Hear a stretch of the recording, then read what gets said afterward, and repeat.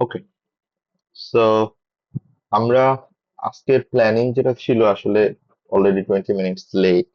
Otherwise we could have cover two topic.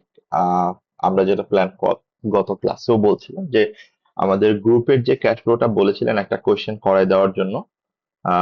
কবে এলো একটা কোয়েশ্চেন যেটা ডিসেম্বর 2023-তে আসছে, সেটা আমরা ট্রাই করব করার। বাট বিফোর দ্যাট ওইটার কিছু কনসেপচুয়াল আন্ডারস্ট্যান্ডিং নলেজটা আমরা একটু গো থ্রু করে নিব। যদিও এটা আমরা এর আগেও বলেছি যে that's almost 80% covered under IS 7, যেটা আমরা ফাইন্যান্সিয়াল রিপোর্টিং এ কভার করে এসেছি। সো এখানে আসলে অ্যাডিশনাল শুধু গ্রুপ অ্যাকাউন্টিং এর জন্য যে ক্যাশ ফ্লোর কনসিডারেশনটা, যেমন অ্যাকুইজিশনের কনসিডারেশন, দেন এনসিআই ডিভিডেন্ড, দেন হচ্ছে acquisition of joint ventures or associates, এই পার্টগুলো জাস্ট এডিশনালি আমাকে ওয়ার্কিং করতে হবে। এবং একটা নোট আগেই বলা আছে, যেটা আমরা ওরিয়েন্টেশন ক্লাসেও বলেছি, যে আপনাদের কখনোই ফুল কনসলিডেশন কোয়েশ্চেন আপনাকে এক্সামিনার করতে বলবে না।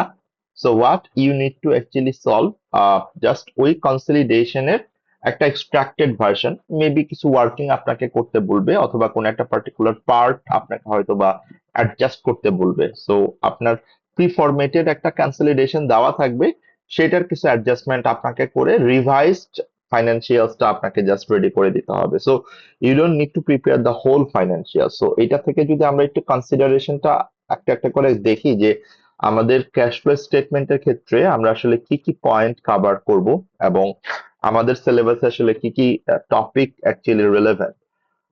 আপনি যদি দেখেন যে cash flow statement that actually cover under IS 7, that we have already said, যে এখানে সিঙ্গেল এন্টিটির জন্য যে cash flow statement that is straight forward, এবং এটা আসার চান্সেস ইজ ভেরি লো। কেননা আপনাদের মানে এখন আর সিঙ্গেল এন্টিটির কোনো ফাইন্যান্সিয়াল স্টেটমেন্ট রিলেটেড অ্যাডজাস্টমেন্ট আপনাদের SBR এ এক্সপেক্ট করে না examiner, that you can not solve. So আপনি অলরেডি এটা কভার করে আসছেন ফাইন্যান্সিয়াল রিপোর্টিং, সো এটা আর এখানে খুব একটা ইম্পর্টেন্ট না। বাট স্টিল, যেহেতু আমার ক্যাশ ফ্লো স্টেটমেন্ট প্রিপেয়ার করার বেসিক ফান্ডামেন্টালটা আমাকে, ফাউন্ডেশনটা ভালো করে বুঝতে হবে, সেই ক্ষেত্রে এই জায়গাটা থেকে আমার প্রেজেন্টেশন কিভাবে করব, এটার দুইটা মেথড আছে।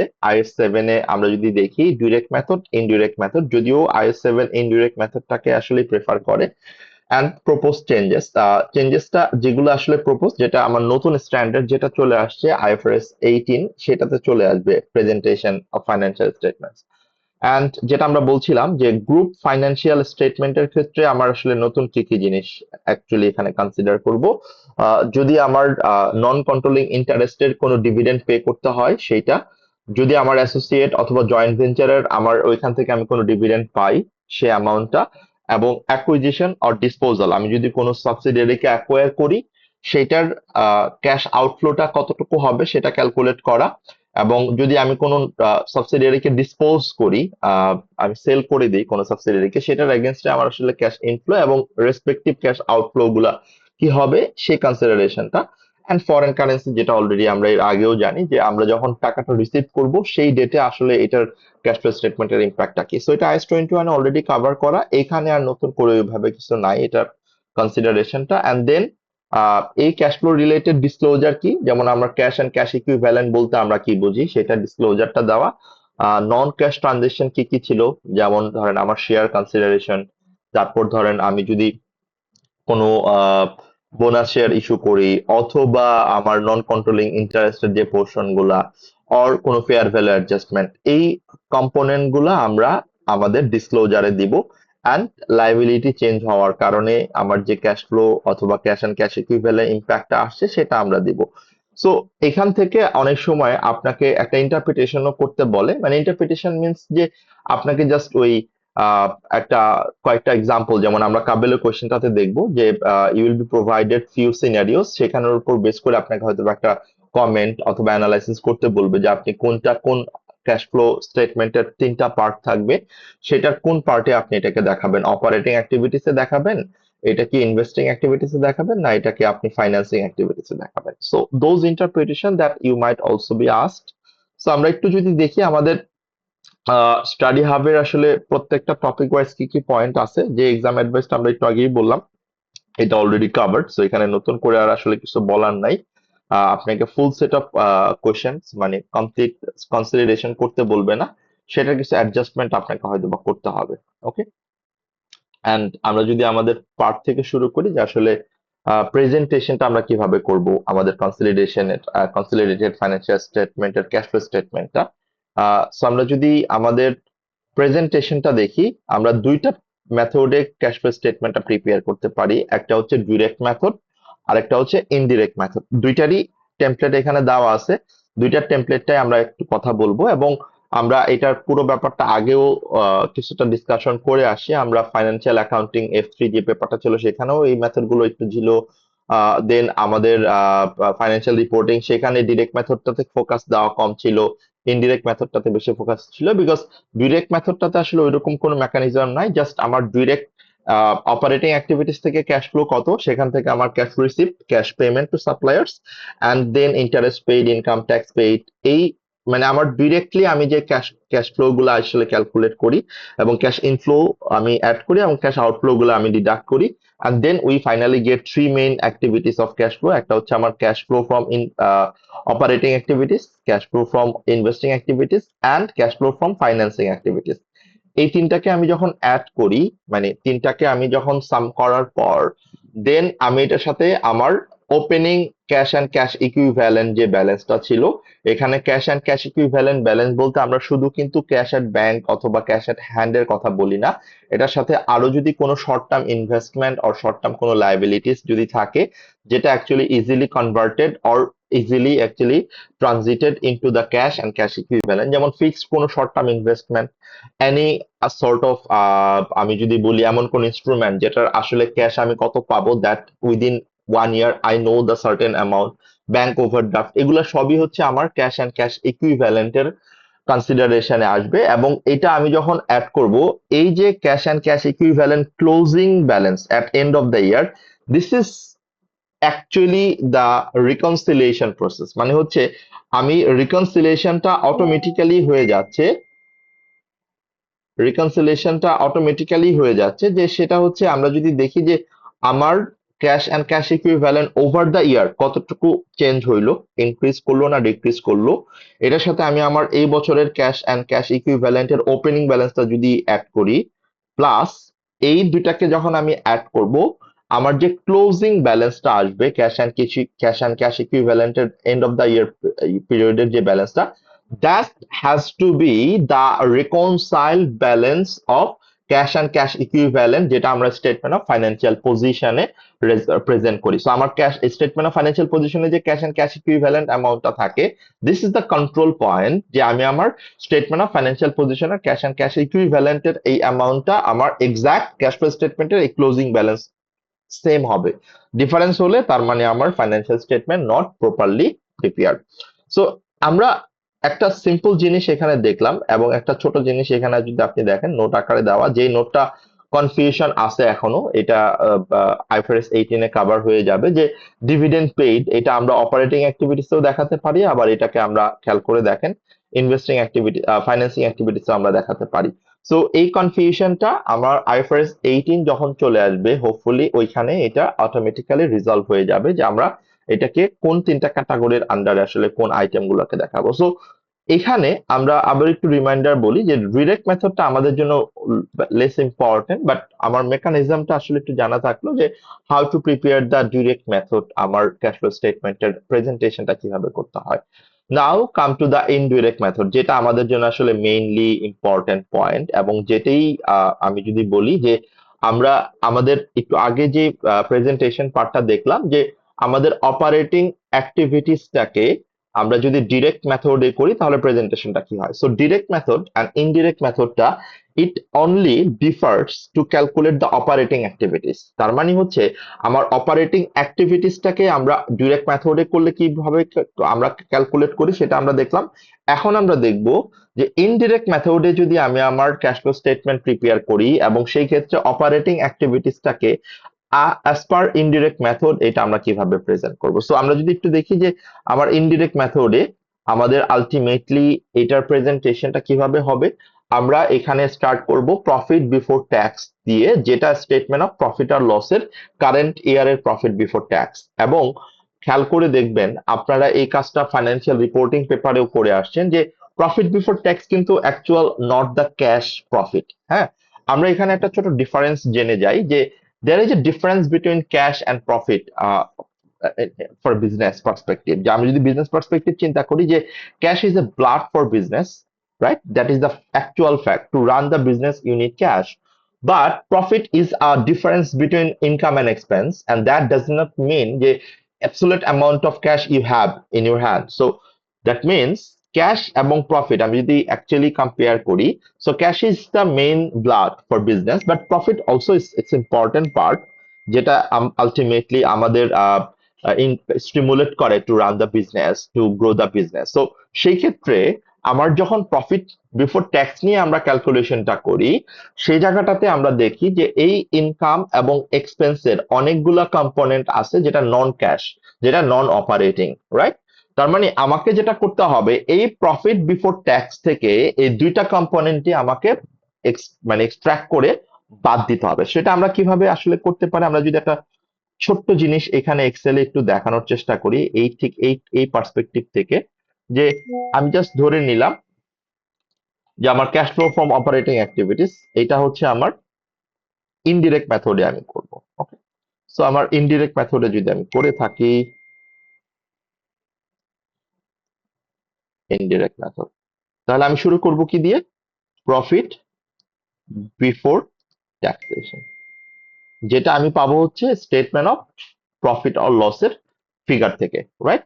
এই যে আমি প্রফিট বিফোর ট্যাক্সটা থেকে আমি শুরু করব, এটার মধ্যে অনেক নন ক্যাশ অ্যাডজাস্টমেন্ট আছে, ঠিক না? অনেক নন ক্যাশ। তাহলে আমাকে এখন কি করতে হবে? এখন আমি যেই নন ক্যাশ এক্সপেন্স গুলোকে, যেমন ডেপ্রিসিয়েশন, ইম্পেয়ারমেন্ট, অ্যামোর্টাইজেশন, এই যে অ্যামাউন্ট গুলো, এই অ্যামাউন্ট গুলাকে আমি কি করে আসছি? আমি মাইনাস করে আসছি to calculate profit before tax. এখন আমাকে কি করতে হবে? এখন আমাকে অ্যাড ব্যাক করতে হবে নন ক্যাশ এক্সপেন্সেস। এটার এক্সাম্পল ডেপ্রিসিয়েশন, অ্যামোর্টাইজেশন, ওকে, এগুলা। ওকে, তাহলে আমরা অ্যাড ব্যাক করব হচ্ছে আমাদের যেই নন ক্যাশ এক্সপেন্সেস গুলো আমরা যেগুলা এর আগে লেস করে আসি। সো এখানে আমি এটা থেকে যেহেতু ইম্প্যাক্টটাকে এক্সক্লুড করব, তার মানে যেগুলাকে আমি মাইনাস করে আসছি এখন ওগুলাকে আমি অ্যাড করব, আর যেগুলাকে আমি অ্যাড করে আসছি ওগুলাকে এখন আমি মাইনাস করব। That the simple mechanism. আর লেস কি হবে? লেস হবে হচ্ছে নন ক্যাশ ইনকাম, রাইট? যদি কোনো non cash income, sorry non cash বলতেছি, হ্যাঁ নন ক্যাশ, আমি নন অপারেটিং এটা পরে আনছি। নন ক্যাশ মানে যদি আমার কোনো এরকম ইনকাম থাকে, which is not likely, but ওইটা আমরা এখান থেকে বাদ দিয়ে দেবো, যেটা আমি অ্যাড করে আসি। এটা ছাড়াও আর কি করব? আমরা অ্যাড ব্যাক করব যেগুলো আমার নন অপারেটিং এক্সপেন্স, নন অপারেটিং এক্সপেন্সেস, মানে যেটা আসলে আমার অপারেশনের সাথে রিলেটেড না, লেস।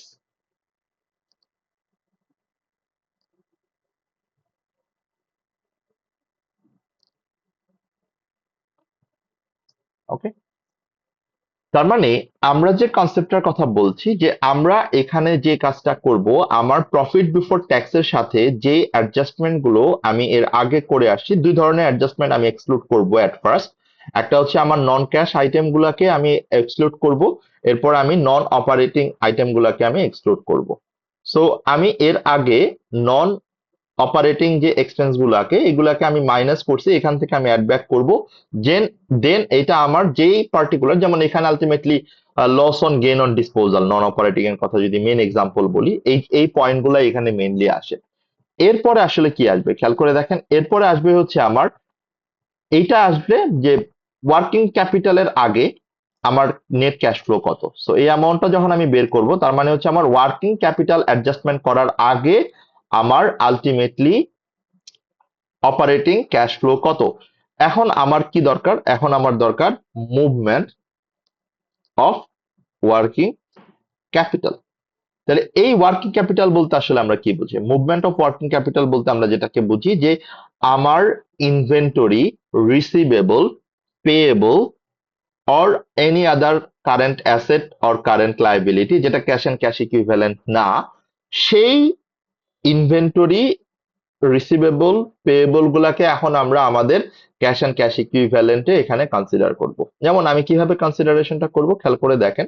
আমি এখানে আমাদের ইনভেন্টরি পার্সপেক্টিভ থেকে যদি চিন্তা করি, কারেন্ট অ্যাসেটের আমার যে ক্লোজিং ব্যালেন্স, মানে ক্লোজিং ব্যালেন্স বলতে আমরা বুঝাচ্ছি এই বছরের যে ব্যালেন্সটা এবং লাস্ট ইয়ারের যে ক্লোজিং ব্যালেন্স, মানে হচ্ছে এটা আমার ওপেনিং ব্যালেন্স, এই দুটার কম্পারিজন করে যদি আমার ইনভেন্টরি ইনক্রিজ করে তাহলে এটা আমার জন্য অফকোর্স পজিশনের পার্সপেক্টিভ থেকে ভালো অ্যাসেট বাড়ছে, বাট ক্যাশ ফ্লোর পজিশন থেকে কিন্তু এটা নেগেটিভ। তার মানে কারেন্ট অ্যাসেট যদি ইনক্রিজ করে সেটাকে আমরা লেস করব, আর যদি কারেন্ট অ্যাসেট ডিক্রিজ করে, যেমন আমার যদি রিসিভেবল ডিক্রিজ করে, হুইচ ইজ গুড, আমি অলরেডি ক্যাশটা পেয়ে গেছি, সেটা আমি আমার ক্যাশ ফ্লোর সাথে অ্যাড করব।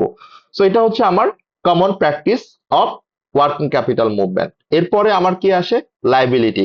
যেমন পেয়েবলকে যদি আমি আলটিমেটলি পরবর্তীতে পে করি, মানে একটু লেটার অন পে করি, that's a good for me. Of course এটা আমার জন্য ভালো না, আমার পেয়েবলকে আমি ঘুরাচ্ছি, বাট স্টিল ক্যাশ পার্সপেক্টিভ থেকে এটা আমার ক্যাশটাকে আমি ইউজ করতে পারতেছি, so that's a positive case flow. So আমাকে ঠিক এই লজিকটা চিন্তা করে আমার movement of inventory, receivable and payable এগুলা ইনক্রিজ অর ডিক্রিজ করে দেন আমি এখান থেকে পাবো হচ্ছে আমার নেট ক্যাশ ফ্লো। বাট তার আগে আমাকে আরো দুইটা জিনিস বাদ দিতে হবে। একটা হচ্ছে আমার income tax paid, right, less finance cost paid, and যদি আমি ডিভিডেন্ডটা এখানে আনি, যেটা এখনো পর্যন্ত আমি আনতে পারি, ডিভিডেন্ড পেইড। ওকে, সো এই এই পয়েন্টগুলো আমরা আমাদের আলটিমেটলি ক্যালকুলেশন থেকে ক্যালকুলেট করে বের করে নিয়ে আসতে পারি। এখন আমরা এই পর্যন্ত যত ইজিলি ক্যালকুলেশন গুলো দেখলাম, বাট এই তিনটা ক্যালকুলেশন করার জন্য আমাকে একটু জাস্ট ডিটেলসে আন্ডারস্ট্যান্ডিংটা বুঝতে হবে থ্রু টি অ্যাকাউন্ট। যেমন আপনাকে এক্সামিনার কিন্তু ইনকাম ট্যাক্স, মানে ট্যাক্স কত টাকা পে করছেন অথবা ফাইন্যান্স কস্ট কত টাকা পে করছেন, এটা কিন্তু সরাসরি এক্সামিনার বলে দিবে না। আপনাকে কি করতে হবে, টি অ্যাকাউন্টের মাধ্যমে আপনাকে এটা ক্যালকুলেট করতে হবে। এখন আপনাকে যে ক্যালকুলেট করতে হবে, টি অ্যাকাউন্টের মেকানিজমটা কিরকম হয় সেটা আমরা কম বেশি সবাই জানি। কিভাবে আমরা করি, যেমন আমি যদি ইনকাম ট্যাক্স, ট্যাক্স পেয়েবল অ্যাকাউন্টটা করি, ট্যাক্স পেয়েবল অ্যাকাউন্ট, তাহলে আমরা জানি যে ট্যাক্স পেয়েবল এটা আমার যেহেতু লাইবিলিটি অ্যাকাউন্ট, এটার ওপেনিং ব্যালেন্স, ক্লোজিং ব্যালেন্স। যেমন আমার ট্যাক্সটা দুই রকমের হয়, আমরা সবাই এটা জানি। একটা হচ্ছে কারেন্ট ট্যাক্স, আরেকটা হচ্ছে আমার ডেফার্ড ট্যাক্স। সো এটা হচ্ছে আমার opening balance, so balance BD,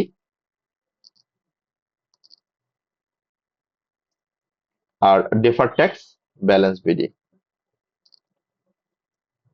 okay, so এই অ্যামাউন্টটা এটা হচ্ছে আমার লাস্ট ইয়ারের, আমি যদি বলি লাস্ট ইয়ারের যেটা আমার কোয়েশ্চেনে দেওয়া থাকবে যে ট্যাক্স লায়াবিলিটি আমার কত ছিল।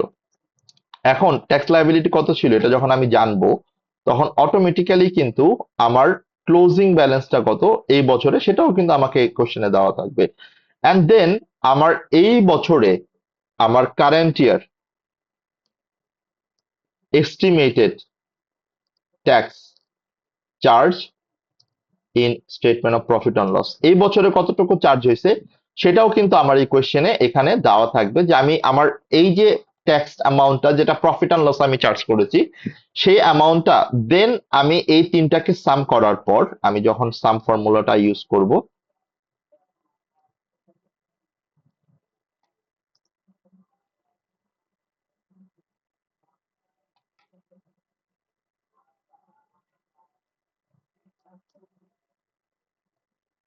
ওকে, দেন আপনি যদি এখানে অ্যামাউন্ট গুলো এমনি জাস্ট কিছু অ্যামাউন্ট বসান, যেমন ধরেন এটা $10,000 ছিল, এটা হয়তো বা $12,000, এই বছরে আপনি আরো চার্জ করছেন হয়তো বা $8,000, জাস্ট আমরা এমনি অ্যাপারেন্টলি অ্যামাউন্ট গুলাকে অ্যাজিউম করে নিচ্ছি যে আপনি কিভাবে টি অ্যাকাউন্টটা কাজ করবেন। আমি একটা দেখাচ্ছি, বাকিগুলো আপনি সবগুলাই বুঝতে পারবেন কিভাবে এটা আসলে মেকানিজমটা কাজ করে।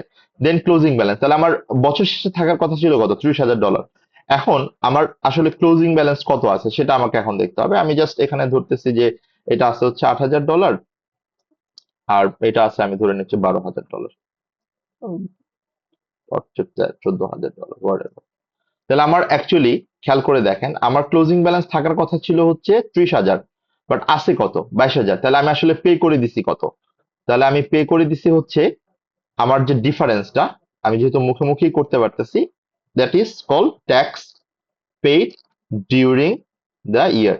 এটাকে আমরা বলি আসলে ব্যালেন্সিং ফিগার। এই ব্যালেন্সিং ফিগারটা আমি বের করতেছি কেন, যে আমি কত টাকা ট্যাক্স হিসাবে পে করছি, এই অ্যামাউন্টটা আমার ক্যাশ ফ্লো স্টেটমেন্টের এই যে ইনকাম ট্যাক্স পেইড এর নেগেটিভ ব্যালেন্স হিসেবে, যেহেতু আমি ক্যাশ আউটফ্লো, এটা আমরা ক্যাশ আউটফ্লো হিসেবে এখানে কনসিডার করব। So that is how actually you can calculate your tax payment, your finance cost paid. যেমন ফাইন্যান্স কস্টের ক্ষেত্রে এখানে মেকানিজমটা কি হবে, একই জিনিস, জাস্ট এটা ট্যাক্স পেয়েবল অ্যাকাউন্ট না হয়ে আমার interest or finance cost payable account হবে। ইন্টারেস্ট পেয়েবল অ্যাকাউন্টের ওপেনিং ব্যালেন্স থাকবে, ক্লোজিং ব্যালেন্স থাকবে, এই বছরে কত টাকা ইন্টারেস্ট আপনি চার্জ করছেন সেটা আপনি দিবেন, অ্যান্ড দেন যে ডিফারেন্সটা থাকবে সেটাই আপনি আপনার এই বছরে পে করে দিয়েছেন। So that is how you will calculate your difference balancing figure by using the concept of T account. So আপনি যখন আপনার লাইবিলিটি অ্যাকাউন্ট করবেন, তখন লাইবিলিটির ওপেনিং ব্যালেন্স আমার ক্রেডিট দিকে বসে, আমার ক্লোজিং ব্যালেন্স ডেবিট দিকে বসে, দ্যাট উই অলরেডি নো।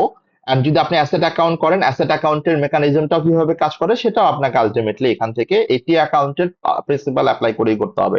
এখন আসেন ডিভিডেন্ড পেইড। ডিভিডেন্ড পেইড এর জন্য আপনি তাহলে কোন অ্যাকাউন্ট করবেন? ডিভিডেন্ড আমি পে করি কোন অ্যাকাউন্ট থেকে? ডিভিডেন্ড আমি পে করি হচ্ছে আমার রিটেন আর্নিংস অ্যাকাউন্ট থেকে। সো আপনি তাহলে রিটেন আর্নিংস এর অ্যাকাউন্ট টি অ্যাকাউন্ট করবেন। রিটেন আর্নিংস এর ওপেনিং ব্যালেন্স আপনাকে এই দিকে বসবে, যেহেতু ইকুইটি অ্যাকাউন্ট। ক্লোজিং ব্যালেন্সটা আপনাকে ডেবিট দিকে বসবে। দেন আপনার রিটেন আর্নিংস, যে এই বছরে যত টাকা প্রফিট করছেন, ওই প্রফিটটা আপনার এই বছরের রিটেন আর্নিংসটাকে বাড়াই দিবে। তার মানে এটা আমার রিটেন আর্নিংস কে বাড়াই দেওয়া মানে হচ্ছে ক্রেডিট দিকে আলটিমেটলি এটা হবে। দেন আমার যে ডিফারেন্সটা, যেমন রিটেন আর্নিং যদি থাকে $20,000 ক্লোজিং ব্যালেন্স হওয়ার কথা, বাট আপনার কাছে আছে হচ্ছে মাত্র $15,000, তার মানে আপনি $5,000 অলরেডি ডিভিডেন্ড আকারে পে করে দিচ্ছেন। So that is how you will calculate the balancing figure based on the concept of T account.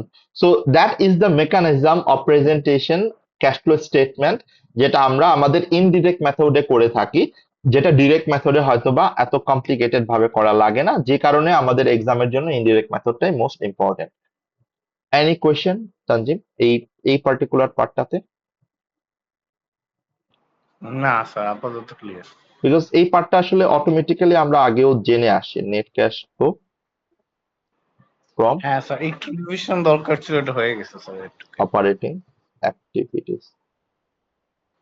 Okay, so এটা হচ্ছে আমার net cash flow from operating activities, এক নাম্বার এটা। এরপরে আসবে net cash flow from investing activities, এরপর net cash flow from financing activities. So that is how we will calculate. এখন আমাদের প্রপোজ চেঞ্জেস এর কথা যেটা আমি বললাম, যে আলটিমেটলি ডিভিডেন্ড এবং ইন্টারেস্ট পেমেন্টটা কিভাবে হবে। সো এই জিনিসটা আসলে আলটিমেটলি ওইভাবে না, যেমন ইন্টারেস্ট ডিভিডেন্ড পেড এটা ফাইন্যান্সিং এ নেওয়ার প্রপোজ করা হচ্ছে, এবং ইন্টারেস্ট ডিভিডেন্ড রিসিপ্ট এটা ইনভেস্টিং এই থাকবে অ্যাজ ইট ইজ, যেটা আসলে নতুন অ্যাকাউন্টিং স্ট্যান্ডার্ডে আমরা আলটিমেটলি রিফ্লেকশনটা পাবো। এখন আসেন যে আমরা কনসলিডেশনের পার্সপেক্টিভ থেকে কি হবে, যেটা আমি একটু আগে বলছিলাম যে কনসলিডেটেড ফাইন্যান্সিয়াল স্টেটমেন্টের অ্যাডিশনাল তিনটা পয়েন্ট আপনাকে কনসিডার করতে হবে। একটা হচ্ছে ডিভিডেন্ড, আপনি নন কন্ট্রোলিং ইন্টারেস্টকে কত পে করছেন। যদি কোয়েশ্চেনে দেওয়া থাকে সরাসরি দ্যাটস ফাইন, যদি দেওয়া না থাকে তখন আপনাকে এটা টি অ্যাকাউন্টের মাধ্যমে বের করতে হবে। Same goes to dividend receipt, আপনি আপনার অ্যাসোসিয়েট থেকে কতটুকু রিসিভ করছেন ইকুইটি অ্যাকাউন্টিং মেথড অনুযায়ী, সেখানেও যদি ডিভিডেন্ড রিসিপ্ট সরাসরি কত টাকা পাইছেন দেওয়া না থাকে, সেটা আপনাকে টি অ্যাকাউন্টের মাধ্যমে বের করতে হবে। অ্যাগেন ক্যাশ কনসিডারেশন, যেটা আপনি আপনার সাবসিডিয়ারিকে অ্যাকোয়ার করার জন্য পে করেছেন অথবা ডিসপোজাল করে পেয়েছেন, সেটা আপনাকে কোয়েশ্চেন এক্সামিনার সরাসরি যদি দেয় তাহলে ফাইন, না দিলে আপনাকে অ্যাডজাস্টমেন্টের মাধ্যমে বের করতে হবে। এই তিনটা জিনিস আপনাকে অ্যাডিশনালি করতে হবে in extra of the single এন্টিটির পার্সপেক্টিভ, যেটা আমরা একটু আগে যে পয়েন্টগুলো দেখলাম। এখন আমরা এই প্রত্যেকটা টি অ্যাকাউন্টের একটু মেকানিজম গুলো দেখে ফেলি, বিকজ এখানে নতুন করে আসলে ওইরকম ভাবে কিছু না। যেমন নন কন্ট্রোলিং ইন্টারেস্ট যেহেতু একটা ইকুইটি অ্যাকাউন্ট, মানে আদার ইকুইটি অ্যাকাউন্ট, এটার ওপেনিং ব্যালেন্স ক্রেডিট দিকে বসবে, এবং ডিভিডেন্ড পেয়েবল এটা ক্রেডিট দিকে বসবে। এই বছরে কতটুকু প্রফিট আপনার ট্যাক্সের পোর্শন আপনার নন কন্ট্রোলিং ইন্টারেস্টকে বাড়াচ্ছে সেটা ক্রেডিট দিকে বসবে। অ্যান্ড ক্লোজিং ব্যালেন্স, যেটা কোশ্চেনে দেওয়া থাকবে এই বছরের যে এনসিআই, অ্যান্ড ফাইনালি আপনি ডিভিডেন্ড কত টাকা পে করছেন এনসিআই কে, এটা হচ্ছে আপনার অ্যাডজাস্টমেন্ট ফিগার, মানে ব্যালেন্সিং ফিগার। এখন দেখেন টি অ্যাকাউন্টটা কেন ইজিয়ার আমাদের বোঝার জন্য, বিকজ এই টি অ্যাকাউন্টটা আপনি অলরেডি গো থ্রু করে আসছেন, আপনার পুরা ব্লাডের সাথে এটা কানেক্টেড, আমি যদি বলি আপনার পুরো ফান্ডামেন্টাল কনসেপ্টের সাথে কানেক্টেড। আপনি যদি এটাকে কমপ্লিকেটেড ফিল করেন, এই টি অ্যাকাউন্টটাকেই আপনি টেবুলার ফরম্যাটেও মনে রাখতে পারেন। বাট আমার কাছে টেবুলার ফরম্যাটটা আলটিমেটলি টি অ্যাকাউন্টেরই plus minus version. But I can found it like, আমি যদি আমার পার্সপেক্টিভ থেকে বলি, আই ক্যান ফাউন্ড যে আমার টি অ্যাকাউন্টটা মোর আন্ডারস্ট্যান্ডেবল, মানে এটা আমি ইজিলি ক্যালকুলেট করতে পারি যে কতটুকু আসলে আমি পে করছি। সো ইজিলি আমি cash flow, cash inflow, cash আউটফ্লোটা বের করতে পারি। তাহলে নন কন্ট্রোলিং ইন্টারেস্ট থেকে আমি ডিভিডেন্ড কত পে করতেছি সেটা আমি আলটিমেটলি আমাদের এইটি অ্যাকাউন্টের মাধ্যমে ক্যালকুলেট করতে হবে, করতে পারি। সেম গোস টু আমি আমার অ্যাসোসিয়েট জয়েন্ট ভেঞ্চার থেকে কতটুকু ডিভিডেন্ড পাইছি, এই যে খেয়াল করে দেখেন, সেটা আমি আমার যে জয়েন্ট ভেঞ্চারের যে ইকুইটি মেথডের যে অ্যাসেট অ্যাকাউন্টটা, সেখান থেকে আমরা ক্যালকুলেট করতে পারি। যেহেতু এটা ইনভেস্টমেন্ট ইন অ্যাসোসিয়েট অ্যাকাউন্ট, যেহেতু এটা আমার অ্যাসেট অ্যাকাউন্ট, তাহলে এটার ওপেনিং ব্যালেন্সটা ডেবিট দিকে বসবে, ক্লোজিং ব্যালেন্সটা ক্রেডিট দিকে বসবে। এই বছরে কতটুকু প্রফিটের শেয়ার আপনি পাবেন সেটা আপনার অ্যাসেটের ইনভেস্টমেন্টটাকে বাড়াবে। এবং এই বছরের ডিভিডেন্ড পেয়েবল কত, সরি ডিভিডেন্ড রিসিভেবল কত, ওপেনিং কত, ক্লোজিং ব্যালেন্স কত, that is the whole thing. আপনি আপনার কত টাকা ডিভিডেন্ড পাচ্ছেন আপনার অ্যাসোসিয়েট থেকে, জয়েন্ট ভেঞ্চার থেকে, you can calculate by using the T account, and alternatively you can calculate আপনার এই মেথডে। ওকে, তো এখানে আলাদা করে এটা একটা ওয়ার্কিং করে নিতে পারেন জাস্ট আন্ডারস্ট্যান্ডিং এর জন্য। একই জিনিস আমরা যে কথাগুলো একটু আগেই বললাম। বাট যেহেতু আপনাদের আসলে কনসলিডেশনের পুরো কোশ্চেনটাই আমরা করব, সো পুরো কোশ্চেনটাই একটা কোশ্চেন আমরা চুজ করে রাখছি অলরেডি, কাবেলো। এই কোশ্চেনটা আমরা করি, দ্যাটস বেটার। এরপর যেটা আমরা বলছিলাম যে আপনার সাবসিডিয়ারি, দুইটা পার্ট অলরেডি আমরা কভার করলাম, যে আমার এনসিআই কে আমি কতটুকু ডিভিডেন্ড দিচ্ছি, আমার অ্যাসোসিয়েট থেকে কতটুকু ডিভিডেন্ড পাচ্ছি, এইটা আমার ডান। এখন আমি দেখবো যে আমার সাবসিডিয়ারিকে অ্যাকুইজিশনের কারণে আমার আসলে ক্যাশ ফ্লোর কি কি কনসিডারেশন আসে। যেমন cash flow arising acquisition or disposal as an investing activities are shown separately. যেমন তাহলে আমাকে এটা আলাদা করে দেখাতে হবে আন্ডার ইনভেস্টিং অ্যাক্টিভিটিসে। দেখেন, disposal proceed are reported net of subsidiaries cash balances at disposal date. তার মানে আমাকে এই জিনিসটা একটু মনে রাখতে হবে যে আমার যে subsidiary cash and cash equivalent ব্যালেন্সটা আমরা কনসলিডেট করি, কারণ আমরা যখন কনসলিডেশন করি, মনে করে দেখেন কনসলিডেশনের সময় কিন্তু আমার অ্যাসেট গুলাকে, কারেন্ট অ্যাসেট গুলাকে, প্যারেন্টেডটাও আমি অ্যাড করি, সাবসিডিয়ারিটাও অ্যাড করি, সো এখানে কিন্তু ক্যাশ অ্যান্ড ক্যাশ ইকুইভ্যালেন্ট থাকে। তাহলে আমার ওই যে ক্যাশ অ্যান্ড ক্যাশ ইকুইভ্যালেন্ট যেটা সাবসিডিয়ারির যে পোর্শনটা, আর আমি যে ডিসপোজাল করে যে অ্যামাউন্টটা পাচ্ছি, এই দুটাকে নেট অফ করে আমি আমার অ্যামাউন্টটা ক্যাশ ইনফ্লো হিসাবে ইনভেস্টিং অ্যাক্টিভিটিস এর আন্ডারে দেখাবো। সেম গোস টু আমার, আমি আমার সাবসিডিয়ারিকে অ্যাকোয়ার করার জন্য যেই ক্যাশ কনসিডারেশনটা দিচ্ছি, আমি আবারও বলছি যে ক্যাশ কনসিডারেশনটা দিচ্ছি, নট শেয়ার কনসিডারেশন। কেননা শেয়ার কনসিডারেশন কিন্তু আমার cash can cash equivalent cover করে না, that does not come under I7 and cash flow statement আসবে না। তো আমি আমার সাবসিডিয়ারিকে যতটুকু ক্যাশ কনসিডারেশন দিচ্ছি, সেই ক্যাশ কনসিডারেশনটাও আমি নেট বেসিসে এখানে প্রেজেন্ট করব ইনভেস্টিং অ্যাক্টিভিটিসে। কিভাবে নেট বেসিসে? আমি যতটুকু ক্যাশ কনসিডারেশন দিচ্ছি, যেটা কাবেলোর ক্ষেত্রে এখানে আপনি দেখবেন এই কোশ্চেনটা, এই পয়েন্টটা কাবেলোর সাথে রিলেভেন্ট, যে এটার সাথে আপনার যে ক্যাশ এন্ড ক্যাশ ইকুইভ্যালেন্ট আছে কোশ্চেনে, সেটাকে নেট অফ করে আমার যে নেট ব্যালেন্সটা, এটাই আমি আমার ক্যাশ আউটফ্লো হিসাবে ইনভেস্টিং অ্যাক্টিভিটিস এর আন্ডারে দেখাবো। সো ওইটারই একটা ছোট ইলাস্ট্রেশন এখানে আছে, কাবেলোরটা করলে অটোমেটিক্যালি এটা কভার হয়ে যাবে ইনশাল্লাহ। এরপরে দেখেন যে আমি যদি সাবসিডিয়ারিকে অ্যাকোয়ার করি তাহলে আমার ওয়ার্কিং ক্যাপিটালে কি অ্যাডজাস্টমেন্ট হবে, আর যদি সাবসিডিয়ারিকে আমি সেল করি, ডিসপোজ করি, তাহলে আলটিমেটলি এটার অ্যাডজাস্টমেন্টটা কি হবে। ওকে, সো এটা একটু ভালো করে আপনারা মাথায় রাখবেন, আপনার সিনারিওটা ভালো করে দেখবেন। আপনি কি সাবসিডিয়ারিকে অ্যাকোয়ার করছেন, তখন আপনাকে কি করতে হবে, আর যদি সাবসিডিয়ারিকে আপনি সোল করেন তখন আপনাকে আসলে আপনার ওয়ার্কিং ক্যাপিটাল মুভমেন্টটা কি করতে হবে। তো আপনি যদি সাবসিডিয়ারিকে অ্যাকোয়ার করেন তাহলে আপনার inventory, receivable, payable at that of acquisition, আপনার যে মুভমেন্ট আছে অপারেটিং অ্যাক্টিভিটি, সেটা আপনি মাইনাস করবেন, মানে সাবট্রাক্ট করবেন, কারণ এটা অলরেডি হচ্ছে আপনি কনসিডার করছেন। আর যেটা আপনার মানে আপনার যদি সোল করেন, মানে ডিসপোজ করেন, তাহলে এটাকে আপনি অ্যাড করবেন, বিকজ আপনি আলটিমেটলি ওইখান থেকে যে টাকাটা পাচ্ছেন সেই টাকাটা কিন্তু এইটা আপনার জন্য ক্যাশ অ্যান্ড ক্যাশ ইকুইভ্যালেন্টের একটা কনসিডারেশন হিসেবে আসবে। তার মানে আমি একটু ঠান্ডা মাথায় চিন্তা করি যে আমার ইনভেন্টরি, রিসিভেবল, পেয়েবল এগুলা যদি আমি অ্যাকুইজিশন করি, তাহলে এটা আমি ডিডাকশন হিসেবে কনসিডার করব যখন আমি অপারেটিং অ্যাক্টিভিটিস ক্যালকুলেট করব। আর যখন আমি আলটিমেটলি অ্যাকোয়ার না করে আমি ডিসপোজ করব, তখন এটাকে আমি অ্যাড ব্যাক করব। সো এটা আলটিমেটলি আমার এই কাবেলোর সাথে রিলেটেড, কাবেলোর সাথে এই সিনারিওটা রিলেটেড। সো আমরা ওয়ার্কিং ক্যাপিটাল মুভমেন্টটা দেখবো, how to adjust the working capital movement. So এখানে এক্সাম্পল আছে সবগুলোর ক্ষেত্রে, প্রত্যেকটা স্পেসিফিক সিনারিও এক্সাম্পল গুলো আপনারা ফ্রি টাইমে দেখে নিতে পারেন, নাথিং ইম্পর্টেন্ট ওভার হিয়ার। যেটা আমরা বলছিলাম ফরেন কারেন্সি ক্যাশ ফ্লো, যেটা অলরেডি কনসিডার, যে সে ফর এক্সাম্পল আপনি যখন একটা ইনভেন্টরি অথবা কোনো ট্রানজাকশন করবেন, যে ডেটে আপনি ওটাকে রিসিভ করছেন অথবা পেমেন্ট করছেন, ওই ডেটের স্পট রেট দিয়ে আপনি এটাকে আসলে কনভার্ট করবেন। অ্যান্ড যদি ক্লোজিং কোনো রেট থাকে ক্যাশ অ্যান্ড ক্যাশ ইকুইভ্যালেন্ট, তাহলে ক্লোজিং রেট দিয়ে আপনাকে ওইটা কনভার্ট করতে হবে। এবং সেই ক্ষেত্রে ক্লোজিং রেটের কারণে যদি কোনো, যেহেতু এটা মনিটারি আইটেম, যদি কোনো গেইন অথবা লস হয় এটা সরাসরি পিএনএল এ চলে যাবে। So that's the part. এখানে আসলে আলাদা করে কোনো খুব একটা পয়েন্ট আউট করার মানে পয়েন্ট ছিল না। সো এখানে আপনি দেখেন আমরা সামারি গুলা কি কি বলেছি। সো আমি যদি একটা একটা করে দেখি, যে আমাদের component cash and cash equivalent, major non cash transactions, changes in liability and financial activities, other disclosures. So এই জিনিসগুলো এখন একটা একটা করে আমি একটু দেখি, যে আসলে আমার ক্যাশ এন্ড ক্যাশ ইকুইভ্যালেন্টের কনসিডারেশন গুলা কি, যেটা আমরা একটু আগেই বলছি, যে ক্যাশ অ্যান্ড ক্যাশ ইকুইভ্যালেন্টের এই যে আমার অ্যানালাইসিসটা, এই যে আমরা যে রিকনসিলেশনের কথাটা বললাম, এই রিকনসিলেশনের কথাটা এখানে বলা হচ্ছে যে net cash increase cash and cash equivalent, এটার সাথে আমার বছরের শুরুতে কতটুকু ছিল, and effect of exchange rate changes, এই যে যেটা আমরা দেখাচ্ছিলাম একটু আগে ফরেন এক্সচেঞ্জের ক্ষেত্রে। অ্যান্ড দেন ফাইনালি যে ক্যাশ অ্যান্ড ক্যাশ ইকুইভ্যালেন্টটা থাকবে, এইটা has to be equal to the cash and cash equivalent at the reporting date of statement of financial position. Then number two, আমরা যেটা বলছিলাম যে মেজর নন ক্যাশ ট্রানজাকশন গুলা কি কি আছে, আপনি যদি দেখেন এই হচ্ছে আমার মেজর তিনটা নন ক্যাশ ট্রানজাকশন।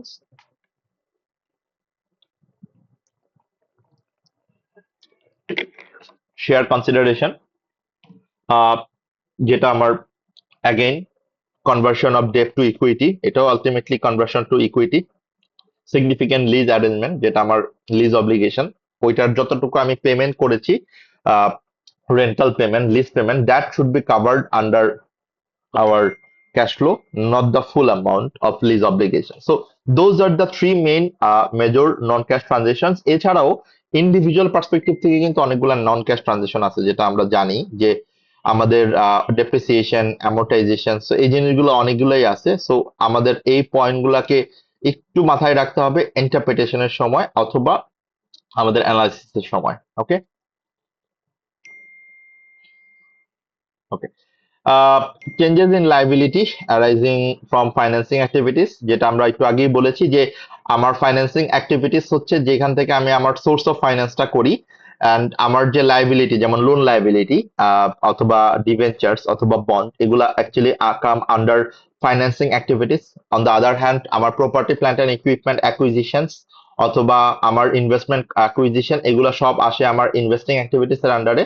সো এখানে আমার যদি লাইবিলিটির ওপেনিং ব্যালেন্স, ক্লোজিং ব্যালেন্স থেকে যদি আমার কোনো আসলে ক্যাশ এন্ড ক্যাশ ইকুইভ্যালেন্টের ইনক্রিজ অথবা ডিক্রিজ হয়, সেটা আমরা রিকনসাইল করে আমাদের টি অ্যাকাউন্টের মাধ্যমে এটা এখানে দেখাবো। অ্যান্ড দেন ফাইনালি আমার, যেমন আমি যদি লোনের কথা যদি বলি, যে আমার ক্যাশ ফ্লোর কারণে কতটুকু চেঞ্জ হচ্ছে, এবং আমার যদি সাবসিডিয়ারি অথবা এটার কারণে কন্ট্রোলের কারণে কোনো চেঞ্জ হয়, the effect of changes in foreign exchange rate, সেটাও আমরা এখানে আনবো, the changes in fair value. So ultimately হচ্ছে আমরা যখন লাইবিলিটির ফাইন্যান্সিং অ্যাক্টিভিটিস এর টি অ্যাকাউন্টটা করব, সেখানে আমার ওই লাইবিলিটি রিলেটেড যতগুলা রেলেভেন্ট পয়েন্ট আছে, যেমনটা আমরা প্রপার্টি প্ল্যান্ট এন্ড ইকুইপমেন্টের কথা বলছিলাম, ঠিক একই রকম ভাবে আমার লাইবিলিটির অ্যাকাউন্টের ক্ষেত্রে আমার সবগুলো রেলেভেন্ট ফ্যাক্টর যেটা টি অ্যাকাউন্টের সাথে রিলেটেড, সেটা আমরা কনসিডার করে দেন আমাদের ক্যাশ অ্যান্ড ক্যাশ ইকুইভ্যালেন্টের যে ব্যালেন্সটা, এটা হয় ক্যাশ আউটফ্লো আর ক্যাশ ইনফ্লো, সেটা আমরা ক্যালকুলেট করব। আদার ডিসক্লোজার্স, এটা আসলে আলাদা করে খুব একটা বলার কিছু নাই। একটু আগে আমরা যে কথাগুলো বলছিলাম, যে আমাদের cash balances that are not available for use, যেটা আমার ultimately held by subsidiary that operates in country and currency restriction, and the amount of undrawn borrowing cash flows arising from the operating, investing and financing activities of each reportable segment, মানে হচ্ছে আমার প্রত্যেকটা রিপোর্টেবল segments এর কতটুকু বড়োইং আসলে আমি draw করিনি, সেই অ্যামাউন্টটা আমি, it's a part of segment reporting এর যে পার্টটা ছিল সেখানে আমরা আলাদা করে দেখাবো। আহ, আমরা কি পয়েন্ট গুলো একটু অ্যানালাইসিস করে ফেলি, যে এসবিআই এর আপনাকে কি করতে হবে খেয়াল করে দেখেন। ক্যাশ ফ্লো হয়তো বা ক্যালকুলেট করতে বলবে, সাথে কিছু অ্যানালাইসিসও বলবে, যেটা আমরা একটু আগেও বলেছি। The statement of cash flow should be read in conjunction with the other primary statements. None of these statements in isolation is sufficient to provide a full picture of the entity. যেটা আমরা জানি, because আমাদের financial স্টেটমেন্টের total 5টা component: consolidated statement of financial position, statement of profit or loss, changes in equity, cash flow statement, and disclosures and note. ওকে, এখন আসি যে cash flow স্টেটমেন্টটা আসলে কি কি ইনফরমেশন প্রোভাইড করে। এটা আমার বিজনেসের লিকুইডিটি ইনফরমেশন প্রোভাইড করে, এটা তার সলভেন্সি ক্যাপাসিটিটাকে প্রোভাইড করে, কতটুকু সে লং টার্মে তার লায়াবিলিটি অথবা অব্লিগেশন গুলো সেটেল করতে পারবে, এন্ড তার ফাইন্যান্সিয়াল অ্যাডাপ্টিবিলিটি, যে তার ক্যাশ ডিমান্ড অথবা তার পরবর্তীতে যদি এরকম থাকে যে যতটুকু ক্যাশ তার দরকার নাই, সে কোথাও যদি ইনভেস্টমেন্ট করতে চায়, সো এটা আলটিমেটলি পুরোটাই তার ক্যাশ অ্যান্ড ক্যাশ ইকুইভ্যালেন্টের অ্যানালিসিস থেকে সে জানতে পারবে, and that helps them a lot যে আলটিমেটলি কিভাবে ক্যাশ অ্যান্ড ক্যাশ ইকুইভ্যালেন্টের ইউজ হবে। সো এটা একটা full question, cash consolidated cash flow স্টেটমেন্টের এই কোয়েশ্চেনটাই আমরা করব, বাট এটা ফুল কোয়েশ্চেন তো আমাদের আসবে না, জাস্ট আমাদের ইন্ডিভিজুয়াল পয়েন্ট গুলা নিয়ে আমাকে ডিসকাশন করতে হবে। আমরা ফার্স্ট ইয়ার যে কোয়েশ্চেনটা দেখেছি সেখান থেকেই হোপফুলি আমরা এই কোয়েশ্চেনটা পাবো। So that's the wrap up of a quick summary of our cash flow statement that we already discussed. আমরা যদি এখন বলি যে আমাদের আজকের টার্গেটটা ছিল আসলে এই ক্যাশ ফ্লো স্টেটমেন্টটা তাড়াতাড়ি করে 1-1.5 ঘন্টার মধ্যে, দেন 30 মিনিটস অথবা রিমেইনিং পোর্শনটা আমরা সাস্টেনেবিলিটির পিছনে কাটাবো। সো লেটস সি যদি আসলে টাইমটা কভার করবে না, তাহলে আজকে আমরা ক্যাশ ফ্লোটাই পুরোপুরি কভার করে দিব। আগামীকাল জাস্ট সাস্টেনেবিলিটি আমরা একটু ডিসকাশন করব, that will B the end of the session. And then of course that I said, Tanjim, I will be available for any query and solution resolve. So আমরা হ্যাঁ আমরা কোশ্চেনটা একটু দেখি। আমি কোশ্চেনটা অলরেডি আপনাদের হোয়াটসঅ্যাপ গ্রুপেও দিয়ে রাখছি যে এইটা আসলে ডিসেম্বর 2023 এর একটা কোশ্চেন আমাদের এসবিআর এর, এবং এই কোশ্চেনটা খুব ইম্পর্টেন্ট, এবং আমি যদি বলি আমাদের ওই ইম্পর্টেন্ট লিস্টেও আছে, বাট প্রবলেম হচ্ছে এই কোশ্চেন গুলো আসলে রেগুলার আসে না। মানে রেগুলার আসে না বলতে কি, যে এই কোশ্চেন গুলো এমন না যে আপনার ফ্রিকোয়েন্টলি আসবে, এরকম হয়তো বা কয়েক সেশন পরে আসে। সো যেহেতু রিসেন্টলি আসছে, that is why I picked it, এবং আমি আপনাদের মাস্ট কোয়েশ্চেন লিস্টেও এটা দিয়েছি, এর আগের কোয়েশ্চেনেও এটা দিয়েছি। So let's do it. এটার অ্যাডজাস্টমেন্ট গুলা কিভাবে করব, এবং আমরা একদম রিয়েল এক্সাম প্ল্যাটফর্মেই করার ট্রাই করি, so that we can actually have that capacity যে কিভাবে আমরা কোয়েশ্চেন গুলো ডিল করবো, যেটা আমরা আগেও করেছি। আমরা অলওয়েজ আমাদের প্র্যাকটিস প্ল্যাটফর্মে কোয়েশ্চেন গুলো প্র্যাকটিস করার ট্রাই করেছি। সো আমরা যেটা করি, আমাদের লেফট সাইডে হচ্ছে এক্সিবিট রিকোয়ারমেন্ট রেসপন্স অপশন গুলো থাকে, এন্ড রাইট সাইডে একটা ইনস্ট্রাকশন থাকে। আমরা ইনস্ট্রাকশনটা আগে পড়ে নেই, পড়ার পর ওই ইনস্ট্রাকশন অনুযায়ী আমার কোন রিকোয়ারমেন্ট কোন এক্সিবিটের সাথে রিলেটেড সেটা আমরা আসলে রিলেট করি, এন্ড দেন আমরা আনসারটা কিন্তু করি হচ্ছে আমার এই রেসপন্স অপশনে, মানে আমার ওয়ার্ড প্রসেসরে অথবা স্প্রেডশিটে। আপনারা দেখবেন যে প্রি পপুলেটেড একটা স্প্রেডশিট দেওয়া থাকবে, যেখানে আমাদের অলরেডি আমাদের যেই কনসলিডেটেড ক্যাশ ফ্লো স্টেটমেন্ট এটা অলরেডি দেওয়া আছে, একটা ড্রাফট কনসলিডেটেড ফাইন্যান্সিয়াল স্টেটমেন্ট এখানে প্রোভাইড করা থাকবে। সো আপনাকে জাস্ট নিচে ওয়ার্কিং গুলো করতে হবে, ওয়ার্কিং গুলো করে ওই অ্যাডজাস্টমেন্ট গুলো জাস্ট করতে হবে, দ্যাটস ইট। আমরা ইনস্ট্রাকশনটা একটু কুইকলি পড়ে ফেলি যে আমাকে আসলে কি বলছে। Cabello Company is a parent company of group whose financial year end is 31st December 2025. The following exhibits available on the left side of the screen provide information relevant to the question. Acquisition of Turos Company, যেটা হচ্ছে আমার exhibit 1, provides information regarding the acquisition of Trudeau's company and other information relevant to complete the consolidated statement of cash flows. তার মানে হচ্ছে আমার এই exhibit 1 যেটা আছে, that is the final thing to complete the information of consolidated cash flow. আর 2 number হচ্ছে financial instrument related কিছু কোয়েশ্চেন, যেটা আমরা বলেছি যে ওই যে অ্যানালাইসিস অথবা অ্যাডভাইস অথবা কমেন্টস এর যে কোয়েশ্চেনটা, সেটা contains information about a number of financial instruments held by Cabello Group, মানে হচ্ছে আমার financial instrument আছে Cabello গ্রুপের, it could be financial asset, it could be financial liability or equity। So সেটাই আমরা দেখবো যে আসলে এখানে কোন ফাইন্যান্সিয়াল ইনস্ট্রুমেন্ট গুলো আছে এবং সেটার রিকোয়ারমেন্ট গুলা কি। আমি রিকোয়ারমেন্ট এখনো জানি না, বাট আমাদের ফাইন্যান্সিয়াল ইনস্ট্রুমেন্ট গুলো আছে সেটা আমরা এক্সিবিট 2 থেকে নিতে পারবো। So exhibit number 3, consolidated financial statement, সেটা কি নিয়ে বলা আছে। This include the draft extract for consolidated statement of cash flow, together with extract from the finalized consolidated statement of financial position for the year ended 31st December. খেয়াল করে দেখেন আপনার cash flow স্টেটমেন্টটা দেওয়া আছে ড্রাফট, বাট ফাইনালাইজড দেওয়া আছে হচ্ছে consolidated statement of financial position. তার মানে কনসলিডেটেড স্টেটমেন্ট অফ ফাইন্যান্সিয়াল পজিশনের কোনো কাজ আপনাকে এখানে করতে হবে না। What you need to do, you just need to adjust the amount related to consolidated cash flow statements. Okay, and then এটার কম্পারেটিভ ফিগারও দেওয়া আছে, তার মানে এটার লাস্ট ইয়ারের ব্যালেন্স দেওয়া আছে, যেটা আমার লাগে ওপেনিং ব্যালেন্সটা লাগে two calculate the T account. আমার ওই ব্যালেন্সিং ফিগার গুলা বের করতে আমি প্রপার্টি প্ল্যান্ট এন্ড ইকুইপমেন্ট কতটুকু অ্যাকোয়ার করেছি, আমি আমার ট্যাক্স কত টাকা পে করেছি, আমি আমার ডিভিডেন্ড কত টাকা পে করেছি, এই ক্যালকুলেশন গুলো করতে আমার আলটিমেটলি এই কম্পারেটিভ ফিগারটা দরকার হয়। This information should be used to answer the question requirement within your chosen response option. তার মানে এই যে আমার কনসলিডেটেড স্টেটমেন্ট যেটা, এটা আপনি যদি এখানে ক্লিক করেন যেটা দেখবেন আলটিমেটলি এটা স্প্রেডশিটেও এই সেম অ্যামাউন্টটাই দেওয়া আছে, মানে স্প্রেডশিটেও সেম ইনফরমেশন গুলাই দেওয়া আছে, বাট আপনি কিন্তু আনসার করবেন স্প্রেডশিটে, নট এইখানে। হ্যাঁ, এটা একটু মনে রাখবো, আমরা এখানে আনসার করার জায়গাও নাই, বাট আপনি কিন্তু এই এক্সেল এর এখানে টাইপ করতে পারলেও আপনাকে দেখবে যে লক করা। সো আলটিমেটলি এখানে আপনি অ্যান্সার করার কোনো ট্রাই করেও লাভ নেই। এই সেম পপুলেটেড স্প্রেডশিটটাই মানে প্রি পপুলেটেড, যে এখানে আপনি যে রেসপন্স অপশনটা আছে এইখান থেকে আপনি অ্যান্সারটা করবেন। Please try to understand. এখন নেক্সট প্ল্যানিং কি হবে? নেক্সট প্ল্যানিং কি আমি এক্সিবিট গুলা পড়বো? না, আমি এক্সিবিট গুলো পড়বো না, আমি আগে রিকোয়ারমেন্ট গুলা পড়বো। আমার কয়টা রিকোয়ারমেন্ট আছে সেই অনুযায়ী আমি আগে প্ল্যানিংটা করব, প্ল্যানিং করে দেন ওই প্রত্যেকটা রিকোয়ারমেন্টের রেলেভেন্ট এক্সিবিট আমি পড়ে ওইটার অ্যাডজাস্টমেন্ট আগে করব, তারপরে আমি আমাদের নেক্সট অ্যাডজাস্টমেন্ট। সো এইভাবে আমি আসলে প্ল্যানিংটা করব। সো আমি আগে সিনারিও গুলো পড়লাম, ইনফরমেশন যেটা বলা, আমি এক্সিবিট গুলো এখন পড়বো না, আমি এক্সিবিট গুলো পড়বো হচ্ছে রিকোয়ারমেন্ট পড়ার পর। আমি রিকোয়ারমেন্ট গুলো দেখে ফেলি তাহলে। দেখেন কি বলছে আমাকে,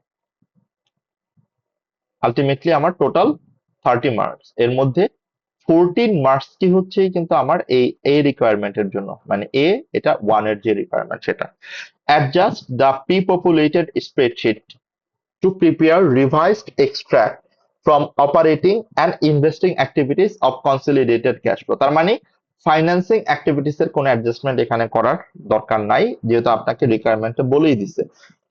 for the Cabello group for the year ended 31st December 2025। তার মানে আমার রিকোয়ারমেন্ট ইজ ক্লিয়ার। আমার এই যে অ্যাকুইজিশন অফ টুডোস গ্রুপের যে ইনফরমেশনটা আছে সেই ইনফরমেশনটা ইউজ করে, খেয়াল করে দেখেন, ইউজিং এক্সিবিট 1, এই ইনফরমেশনটা ইউজ করে আমাকে অ্যাডজাস্ট করতে হবে যে আলটিমেটলি আমার অপারেটিং অ্যাক্টিভিটিস এবং ইনভেস্টিং অ্যাক্টিভিটিস এর ক্যাশ ফ্লোটা রিভাইজড অ্যামাউন্ট কত হয় কনসিডারিং এক্সিবিট 1। অ্যাগেন এর কন্টিনিউশন, মানে এ 1 এর কন্টিনিউশন, আমি 2 নম্বরে যদি যাই, এটাও এক্সিবিট 1 থেকে আমাকে দেখতে হবে। তার মানে এটা আমার এক্সিবিট 1 এরই continuation requirement. Explain the adjustment required to correct the operating and investing activities of consolidated statement of cash flow for the Cabello Group for the year ended 31st December 2025। তার মানে আপনি এতে হচ্ছে অ্যাডজাস্ট করবেন, আর দুইতে হচ্ছে এটার এক্সপ্লেনেশনটা করবেন। সো এক্সপ্লেনেশনটা আপনি আপনার ওয়ার্ড প্রসেসরে করতে পারেন, কেননা এখানে 10 মার্কের জন্য যেহেতু আপনাকে ওই দুইটা পয়েন্টের যতগুলো অ্যাডজাস্টমেন্ট আপনি করবেন প্রত্যেকটা অ্যাডজাস্টমেন্টের এক্সপ্লেনেশন গুলা কিন্তু আপনাকে করতে হবে। মানে হচ্ছে আপনার ওই যতগুলো অ্যাডজাস্টমেন্ট ওয়ার্কিং আপনি করবেন ওই ওয়ার্কিং গুলার এক্সপ্লেনেশন, মানে এটা অনেক মানে আমি বলবো এই 24 মার্কস ওয়াজ গিফটেড মার্কস। মানে আপনি যদি ক্যাশ ফ্লোটা এই যে আজকের যে ক্লাসটা আমরা করলাম, আফটার দ্যাট ক্লাস যদি আপনি কোশ্চেনটা অ্যাটেন্ড করেন, you will be able to obtain minimum 20 marks out of 24, minimum এই 24 এর মধ্যে। and then এই যে বি নাম্বার যে requirement, that is another bonus question, মানে এটা গিফটেড কোয়েশ্চেন বলি আমরা। আপনাকে এক্সিবিট 2 তে বলছে যে ও কিছু ফাইন্যান্সিয়াল ইনস্ট্রুমেন্টের কথা বলছে, যেটা আমরা দেখছি যে how to various financial instruments including, তাহলে কি কি ফাইন্যান্সিয়াল ইনস্ট্রুমেন্টস আছে সেটা আমরা এক্সিবিট 2 পড়লে বুঝবো। Presented in the consolidated statement of cash flow. So খুব সিম্পল, যেমন ওভারড্রাফট এটা আমার কোনো অ্যাক্টিভিটিস এর আন্ডারে আসবে না, that will be cover under cash and cash equivalent, that already I have mention. And other যে ফাইন্যান্সিয়াল ইনস্ট্রুমেন্ট গুলো আছে আপনি প্রত্যেকটা ইনস্ট্রুমেন্টের বুলেট পয়েন্টে, যেমন এটাও আপনি আলটিমেটলি আমি যদি বলি এই দুইটা রিকোয়ারমেন্টে আপনি করবেন হচ্ছে ওয়ার্ডিং, ওয়ার্ড প্রসেসর। সো এটা হচ্ছে আপনার 2 বি গেল কই, এই যে। সো এইটা আপনি আলটিমেটলি যদি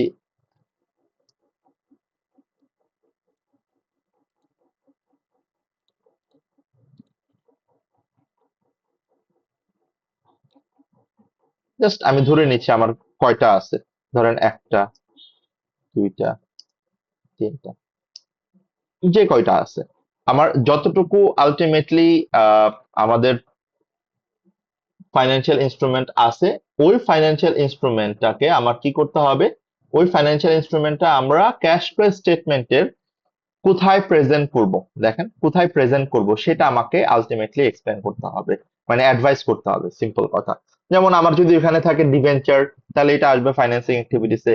যদি থাকে আমার ডিভেঞ্চার ইস্যু না করে ডিভেঞ্চার অ্যাকুইজিশন, মানে আমি পারচেস করছি ডিভেঞ্চার, তাহলে এটা আমার ইনভেস্টিং অ্যাক্টিভিটিসে আসবে। সো এই কথাগুলাই আমি আসলে বলবো।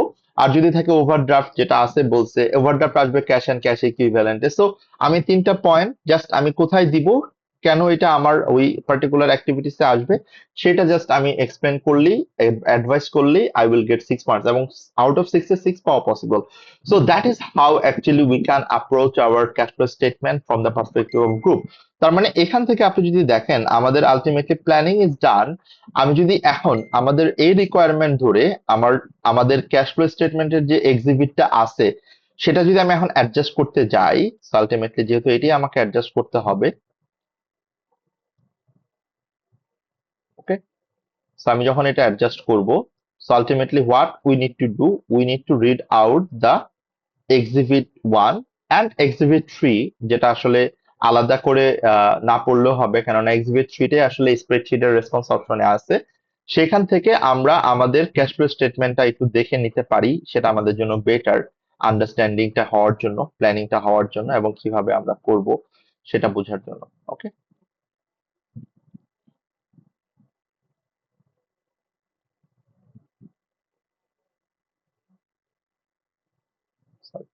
ওকে।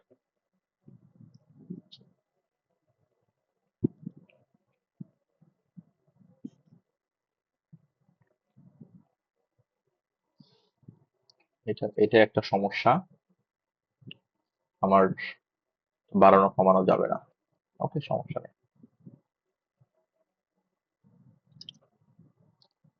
Then what can I do?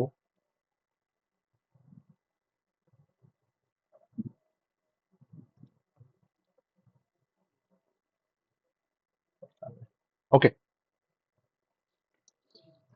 আমরা আমাদের জাস্ট ক্যাশ ফ্লো স্টেটমেন্টটা এট এ গ্ল্যান্স একটু দেখে ফেলি, তাহলে এটা আমার প্ল্যানিং এ খুব হেল্প করবে। যেমন প্রফিট বিফোর ট্যাক্স, রাইট, এটা আমার যেটা দেওয়া আছে, এটার সাথে আমার অ্যাকুইজিশন অফ টুডু, এটার অ্যাডজাস্টমেন্ট গুলা কি করতে হবে সেটা আমরা এখানে দেখব। এই অ্যাকুইজিশন অফ টুডুর মধ্যে আমার ওয়ার্কিং ক্যাপিটাল কি কি আছে সেটা আমরা একটু একটা করে দেখতে চাই। যেমন ইনভেন্টরি, আহ এরপর হচ্ছে রিসিভেবল, যেটা আমরা বলছি যেটা আমরা কিভাবে কনসিডার করব। এন্ড দেন হচ্ছে আপনি যদি যান cash generated from operations, and then taxation paid, যেটা আছে সেটা আসলে ঠিক আছে কিনা, দ্যাটস দ্য পার্ট, যেটা আসলে ঠিক আছে কিনা। ওকে, এন্ড দেন আচ্ছা, এই কোশ্চেনটাকে আমরা করেছিলাম সামহাউ এখানে।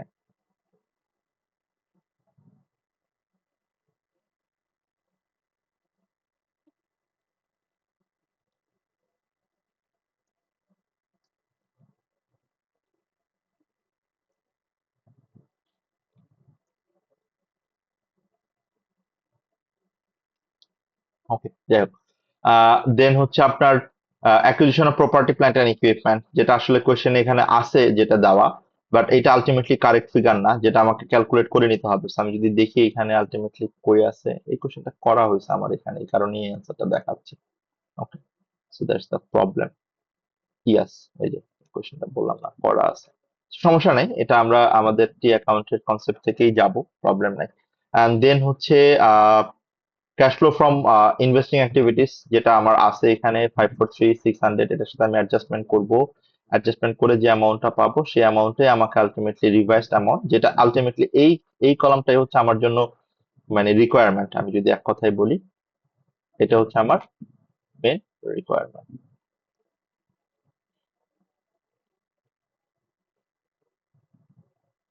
ওকে, এরপর আমরা যদি দেখি extract from consolidated statement of financial position, আমার এই প্রপার্টি প্ল্যান্ট এন্ড ইকুইপমেন্ট এটা হচ্ছে আমার ওপেনিং ব্যালেন্স, এটা আমার ক্লোজিং ব্যালেন্স, এন্ড দেন হচ্ছে গুডউইল, এটা আমার ওপেনিং ব্যালেন্স, এটা আমার closing balance, deferred tax, current tax, এটা আমার ট্যাক্স পেয়েবল এর সাথে রিলেটেড, এটা ওপেনিং ব্যালেন্স, এটা আমার ক্লোজিং ব্যালেন্স। এন্ড দেন আমরা ওয়ার্কিং এ চলে যাই। সো ওয়ার্কিং গুলা আমরা করেছি অলরেডি, বাট স্টিল যেহেতু আমার কোয়েশ্চেন গুলা পড়ে আমাকে এটার অ্যাডজাস্টমেন্টটা করতে হবে, so আমি কোয়েশ্চেনটা পড়ে তারপরে অ্যাডজাস্টমেন্ট গুলা করি, তাহলে আমাদের জন্য বেটার। তাহলে আমি আসলে এই পার্টটা নতুন করে করেছি, এই পার্টটা আসলে আমাকে অ্যাডিশনালি করতে হবে for the consideration. Okay, and এই রিভাইজ থেকেই হচ্ছে আমার জন্য রিকোয়ারমেন্ট, মানে যা আলটিমেটলি আমি যদি বলি রিভাইজ ফর অ্যাডজাস্টেড, এটাই হচ্ছে আমার মেইন রিকোয়ারমেন্ট। সো আমি যদি এখান থেকে আলটিমেটলি যাই, তাহলেই আমার ওয়ার্কিং গুলোর এক একটা ইনফরমেশন এক্সপ্লেনেশন আমি করতে পারবো। সো আমি জাস্ট একটা গ্ল্যান্স আমার ক্যাশ ফ্লো স্টেটমেন্ট আমি দেখলাম, এন্ড দেন আমি এখন আমাদের এক্সিবিট ওয়ানটা একটু পড়ি। এক্সিবিট ওয়ানটা পড়লে মোটামুটি আমাদের 14 মার্কেট যেই 14 না, ইভেন 24 মার্কেট যে রিকোয়ারমেন্টটা সেটা আমরা ইজিলি প্ল্যান করতে পারবো। সো আমরা একটু বড় করে ফেলি এটাকে kindly, তাহলে মোটামুটি ভাবে একটা গ্ল্যান্স আমি বুঝতে পারবো। So this is exhibit one. দেখেন এখানে আসলে কি কি বলা আছে। কাবেলো কোম্পানি অ্যাকোয়ার, তার মানে এটা acquisition, right? Acquisition, not the ultimately disposal, right? So acquisition, so acquisition যেহেতু, সেই ক্ষেত্রে আমরা দেখবো যে কত পার্সেন্ট আমি অ্যাকোয়ার করেছি। 80% equity shares of Todos company on 30/6/2025। আমার ইয়ার এন্ড কিন্তু 31 ডিসেম্বর, এটা একটু খেয়াল করবো। তাহলে আমি অ্যাকুইজিশন করেছি হচ্ছে বছরের মাঝামাঝি সময়। The consideration considered of cash payment, এটা একটু ভালো করে বুঝবো যে এখানে আমার ক্যাশ পেমেন্ট আছে $5 per share acquired, and an issue of one Cabello company $1 equity share for every 4 share acquired in Trudos. তার মানে হচ্ছে, একটু ভালো করে দেখেন, আমি দুই ধরনের কনসিডারেশন নিয়ে এখানে কথা বলছি। একটা হচ্ছে ক্যাশ কনসিডারেশন, যেটা দুইটি আমাকে ক্যালকুলেট করতে হবে টু ক্যালকুলেট দ্য গুডউইল, মানে two calculate the adjusted goodwill. আমার ক্যাশ কনসিডারেশন হচ্ছে $5 পার শেয়ার। আমি যতগুলো শেয়ার অ্যাকোয়ার করেছি, 80% শেয়ার আমি অ্যাকোয়ার করেছি, তাহলে কতগুলো নাম্বার অফ শেয়ারের 80% সেটা আমাকে দেখতে হবে। অ্যান্ড আমি আমার শেয়ার কনসিডারেশনটাও দিয়েছি। সেটা কিভাবে দিয়েছি? প্রত্যেকটা 4টা শেয়ারের জন্য আমি একটা শেয়ার ইস্যু করেছি, রাইট? কাবিলা company's policy is to value non controlling interest at fair value at the date of acquisition. তার মানে এখানে আমাকে আলটিমেটলি ওই গুডউইলের সব ক্যালকুলেশনটাই করতে হবে, এবং ওয়ার্কিং টু এবং ওয়ার্কিং থ্রি দুইটাই করতে হবে।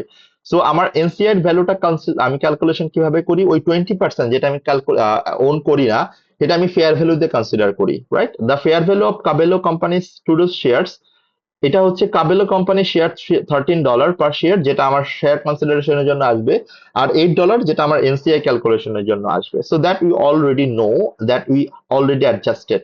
The carrying amount of the net asset reported by Trudeau's company on 30 June 2025 were as follows.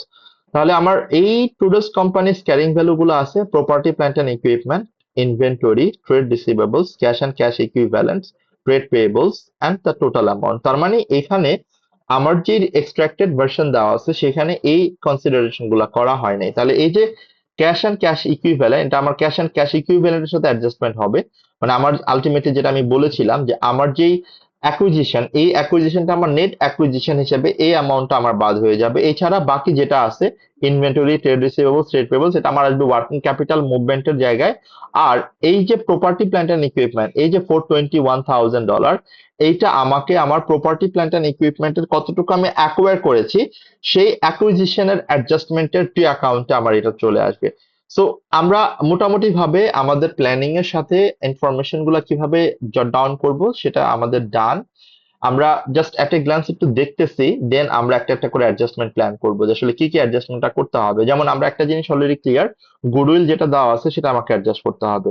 তারপর আমার প্রপার্টি প্ল্যান্ট এন্ড ইকুইপমেন্ট আমি যতটুকু অ্যাকোয়ার করেছি সেটুকুর অ্যাডজাস্টমেন্ট আমাকে করতে হবে। আমার যেই ওয়ার্কিং ক্যাপিটাল মুভমেন্ট, এটা আমার ক্যাশ ফ্লো স্টেটমেন্টে অ্যাডজাস্টমেন্ট করতে হবে। অ্যান্ড আমার ওই গুডউইল ক্যালকুলেট করার জন্য, মানে net asset of subsidiary calculate করার জন্য আর কি কি অ্যাডজাস্টমেন্ট আমার রেলেভেন্ট আছে, যেমন ফেয়ার ভ্যালু অ্যাডজাস্টমেন্ট থাকবে, সেটা আমাকে এখানে কনসিডার করতে হবে। সো আমরা একটা একটা করে প্যারাগ্রাফ দেখি যে এখানে আসলে কি কি পয়েন্ট এখানে আছে। সো নাম্বার 1 প্যারাগ্রাফ, অ্যাডজাস্টমেন্টের ক্ষেত্রে the only fair value adjustment on acquisition related to plan, তার মানে প্রপার্টি প্ল্যান্ট এন্ড ইকুইপমেন্ট যেটা আছে 421,000, এই 421,000 তাহলে এটা এক্সিট অ্যামাউন্ট না, এটার সাথে 50,000 এর একটা ফেয়ার ভ্যালু অ্যাডজাস্টমেন্ট হবে। তাহলে ফেয়ার ভ্যালু অ্যাডজাস্টমেন্ট যদি হয় তাহলে এটা আমার প্রপার্টি প্ল্যান্ট এন্ড ইকুইপমেন্টটা অ্যাকুইজিশন ডেটে বাড়াই দিবে, যেটা আমরা জানি already. The group pays at 30% and deferred tax was accordingly was correctly accounted for within the consolidated statement of financial position. The taxation figure in the statement of profit or loss for the year ended 31st December 2005 is $385,600. তার মানে statement of profit and লসে defer tax আছে হচ্ছে $385,600। এই $385,600 ঠিক আছে কিনা সেটা আমাকে কনসিডার করতে হবে বাই ক্যালকুলেটিং ডেফার ট্যাক্স। এখন আমি যে ডেফার ট্যাক্সটা ক্যালকুলেট করব, সেই ডেফার ট্যাক্সের ডিফারেন্সটা কত আছে খেয়াল করে দেখেন।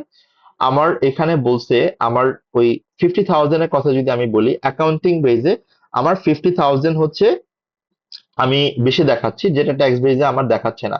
সো এই 50,000 এর 30%, যেহেতু এটা আমার ট্যাক্সেবল টেম্পোরারি ডিফারেন্স, তো ডেফার ট্যাক্স লাইবিলিটি অ্যারাইজ করবে, সেই অ্যামাউন্টটা আমরা ডেফার ট্যাক্সের যে ক্যালকুলেশনটা আছে সেখানে আমি এটা নিয়ে আসবো। সো আলটিমেটলি এই অ্যামাউন্টটা আমার ডেফার ট্যাক্সের অ্যাডজাস্টমেন্টের সাথে চলে আসবে যখন আমরা ট্যাক্স পেমেন্টটা করব। সো তখন আমার ট্যাক্স পেমেন্টের এই কম্পোনেন্টটুকু ডেফার ট্যাক্সের যে কম্পোনেন্ট আছে সেটা আমার এই অ্যাডজাস্টমেন্টের সাথে আসবে, নাম্বার ওয়ান। নাম্বার টু হচ্ছে যেহেতু এটার জন্য আমার গুডউইলটাও এফেক্টেড, মানে ফেয়ার ভ্যালু এফেক্টেড, আমি ফেয়ার ভ্যালু অ্যাডজাস্টমেন্টের সাথেও এই অ্যামাউন্টটা অ্যাডজাস্ট করব। ওকে, সো এটার অ্যাডজাস্টমেন্টটা আমি দেখাচ্ছি। তার মানে এটা অ্যাডজাস্টমেন্টটা দুই জায়গায় হবে। একটা হচ্ছে আমার গুডউইল ক্যালকুলেশনের সময় যে অ্যামাউন্টটা আসবে, ওকে, আরেকটা হচ্ছে আমার যখন ট্যাক্স ক্যালকুলেশনটা আমি করব, ট্যাক্স ক্যালকুলেশনের ওইখানে আমার এই 15,000 আমার যে $3,85,600 বলতেছে তার সাথে আরো 15,000 আমার ট্যাক্স চার্জ হবে এই বছরে ডেফার ট্যাক্স এক্সপেন্স হিসাবে। যেহেতু আমার ডেফার ট্যাক্স লাইবিলিটি, এটা ডাবল এন্ট্রি আমরা সবাই জানি, tax expense debit, defer tax liability credit. তারপর আসেন, the group financial controller has accurately completed the consolidated statement of financial position and consolidated statement of profit or loss and other comprehensive income, but he consolidated statement of cash flow is in a draft. তার মানে সে আসলে পুরোটা complete করতে পারে নাই consolidated statement of cash flow, সেটা আপনাকে করতে হবে। And the person is finance controller and you have to understand like you are playing the role of finance controller. The finance controller has not yet considered the impact of the acquisition of Tudor's companies on the consolidated statement of cash flow. তার মানে এই যে adjustment গুলা সে consider করে নাই to calculate the cash flow statement of group accounting. Okay, এই কারণে আমরা বেসিক্যালি হচ্ছে টুডোর এই অ্যামাউন্ট গুলাকে কনসিডারেশনে নিয়ে আসবো। এন্ড এরপরের পয়েন্টটা দেখেন, এরপরের পয়েন্টটা একটা জেনারেল নোট যেটা আপনাকে কনসিডার করতে হবে। কি বলছে? The statement of cash flow figure for movement in inventory, trade receivables, trade payables, and property, plant, and equipment has been calculated by considering simply the differences in the year-ended balance in the consolidated statement of financial position for 31st December 2005, X4 and X5. তার মানে খেয়াল করে দেখেন, ওর যে এখানে এই যে আমার ইনভেন্টরি, তারপর হচ্ছে আমার প্রপার্টি, প্ল্যান্ট অ্যান্ড ইকুইপমেন্ট, এই যে এগুলা যে ও ক্যালকুলেট করছে, ও কিভাবে ক্যালকুলেট করছে খেয়াল করে দেখেন। এইটার যে ডিফারেন্স গুলা আপনি জাস্ট এমনি যদি বুঝার জন্য খেয়াল করে দেখেন, 543,600 মিলছে। তো ও কি করছে, ও এই ডিফারেন্স গুলা দিয়ে আসলে ও ক্যালকুলেট করছে, রাইট? তো আমাকে আসলে এটা করা যাবে না, এটাই আমি এখন অ্যাডজাস্ট করব আমাদের ইনফরমেশন অনুযায়ী, যেই ইনফরমেশনটুকু আমরা একটু আগে পড়লাম। Goodwill of Todos company was impaired during the year, এই কারণে আমার গুডউইলের ক্লোজিং ব্যালেন্সটা ক্যালকুলেট করতে হবে। There were no other goodwill impairment with the group. তার মানে খেয়াল করে দেখেন, ওর তো অন্য কম্পোনেন্টও আছে, মানে অন্য সাবসিডিয়ারিও আছে, তার মানে বাকিদের কারো গুডউইল ইম্পেয়ারমেন্ট হয় নাই, বাট ট্রুডো কোম্পানির যে গুডউইলটা আছে সেটা আমার ইম্পেয়ারমেন্ট হয়েছে। তাহলে ট্রুডো কোম্পানির গুডউইল কতটুকু ক্লোজিং ব্যালেন্স আছে খেয়াল করে দেখেন, আমার এখানে কোশ্চেনে কিন্তু দেওয়া আছে এবং এটা কিন্তু কারেক্টেড ফিগার 447,400। এখন এই 44,700 যেটা, এই অ্যামাউন্টটা কারেক্ট কিনা, যেমন আমার ওপেনিং ব্যালেন্স আছে গুডউইল এত, এই বছরে গুডউইল কতটুকু অ্যারেজ করছে এবং ওটার সাথে আমার ডেফার ট্যাক্সের ব্যালেন্সটা কত, দেন আমি এখান থেকে ক্যালকুলেট করতে পারবো ক্লোজিং গুডউইল কত থাকার কথা। যত থাকার কথা দেখবেন তত নাই, তার থেকে কম আছে। তার মানে ওইটুকু অ্যামাউন্ট আমার ইম্পেয়ারমেন্ট হয়েছে। কেন আমি ইম্পেয়ারমেন্টটা ক্যালকুলেট করতেছি? ওই যে একটু আগে আমরা যে বললাম যে নন ক্যাশ কোনো আইটেম যদি আমি রেকর্ড করে ফেলি প্রফিট বিফোর ট্যাক্সের সাথে, সেটা আমাকে এক্সক্লুড করতে হবে। এই কারণে আমার ইম্পেয়ারমেন্ট অফ গুডউইলটা এখান থেকে আমাকে এক্সক্লুড করতে হবে, and that is the reason আমি গুডউইল, দেখেন গুডউইল ক্যালকুলেট করতে হলে আমার net asset of subsidiary calculate করতে হবে, আর net asset of subsidiary calculate করার জন্য আমাকে ওই ফেয়ার ভ্যালু অ্যাডজাস্টমেন্ট গুলো করতে হবে। সো এই কারণে এটা 14 মার্ক এখানে, মানে আলটিমেটলি ক্যাশ ফ্লোর জন্য খুব একটা রেলেভেন্ট না, বাট আমার নর্মাল যে বেসিক গ্রুপ অ্যাকাউন্টিং এর সেখান থেকে আমার এই ক্যালকুলেশন গুলো more relevant. The depreciation charge of the group for the year এন্ডে 625,060, যেটা ও অলরেডি কনসিডার করছে। আপনি যদি দেখেন ওর ডেপ্রিসিয়েশন এই যে, যেটা আসলে ওর অ্যাড ব্যাক করে দিতে হবে আমাকে। এই যে আমি আমি যদি আলটিমেটলি এই পুরো ব্যাপারটাকে আসলে সাম আপ করে দেখি, একই অ্যাডজাস্টমেন্ট আসবে এবং একই অ্যামাউন্ট আসবে, এটা আমি আলটিমেটলি অ্যাড ব্যাক করে দিব। There was no disposal of non-current asset by the group during the year through, although there were some additions paid for by cash. তার মানে এটার মানে হচ্ছে আমার প্রপার্টি প্ল্যান্ট এন্ড ইকুইপমেন্ট কতটুকু ও অ্যাকোয়ার করছে সেটা বের করেন।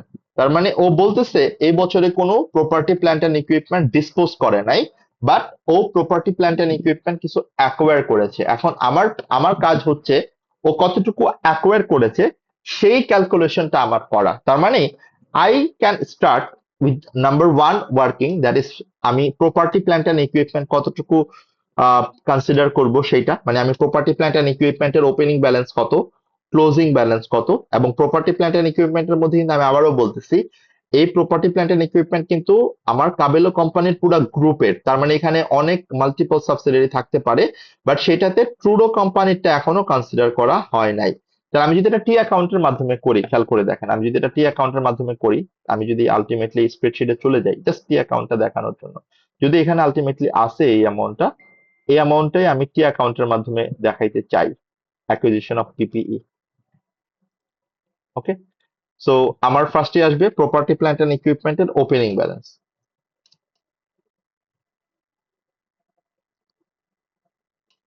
ওকে, তাহলে ওপেনিং ব্যালেন্স আমি যদি দেখি, একটাই ছোট সমস্যা, এখানে আলটিমেটলি আমি কোনো কিছু করতে পারবো না, মানে কি বলে, বাট আই ডোন্ট নো এইটা।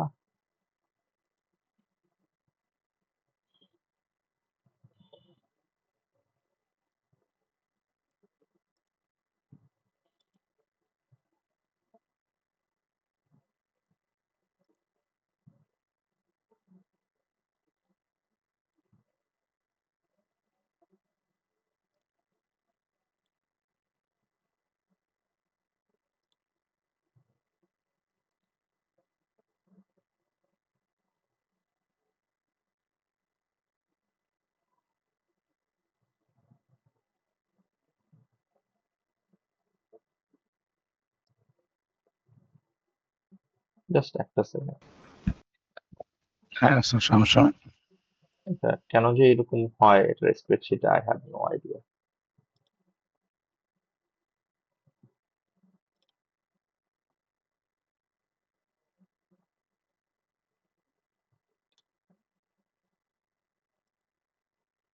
স্যার এছাড়া তো আমাদের গেলে একটাই চ্যাপ্টার বাকি। হ্যাঁ,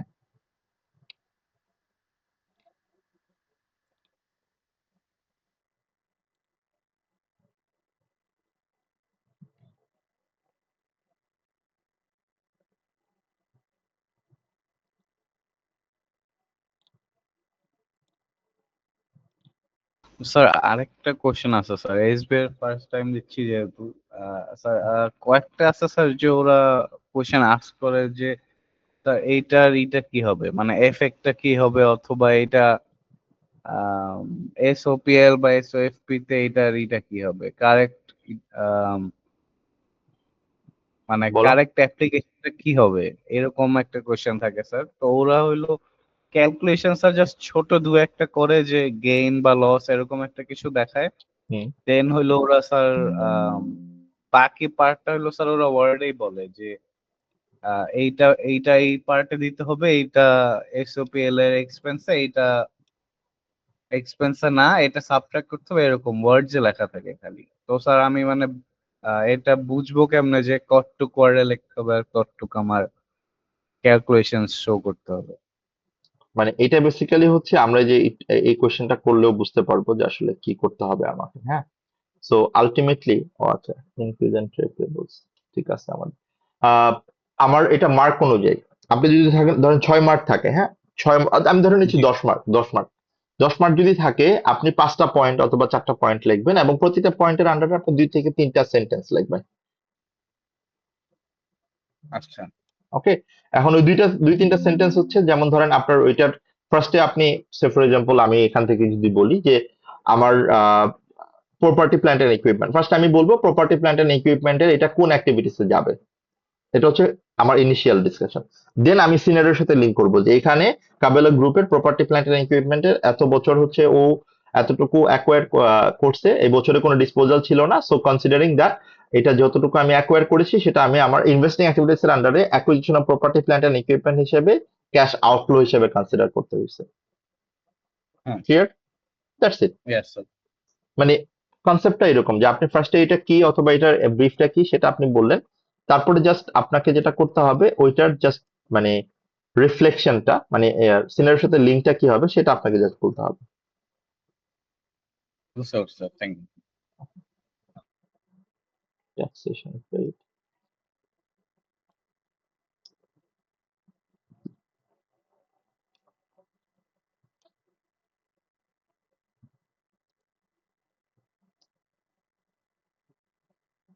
ওকে, আমরা অ্যাডজাস্ট করতেছি, সমস্যা নেই, প্রবলেম নেই। সো আমরা জাস্ট এই প্রবলেমটা ছিল, এই প্রবলেমটা দূর করলাম আমরা। So acquisition of property plant and equipment, acquisition of property plant and ইকুইপমেন্টের আমার ওপেনিং ব্যালেন্স কত আছে সেটা আমি দেখবো এবং ক্লোজিং ব্যালেন্স কত সেটা আমি দেখবো। তাহলে ওপেনিং ব্যালেন্স কত আমার, এটা জাস্ট আমরা রেফারেন্স আকারে নিয়ে আসতে পারি, প্রপার্টি প্ল্যান্ট এন্ড ইকুইপমেন্টের ওপেনিং ব্যালেন্স এইটা। ওকে, এন্ড আমি যদি এখন বলি ক্লোজিং ব্যালেন্স কত,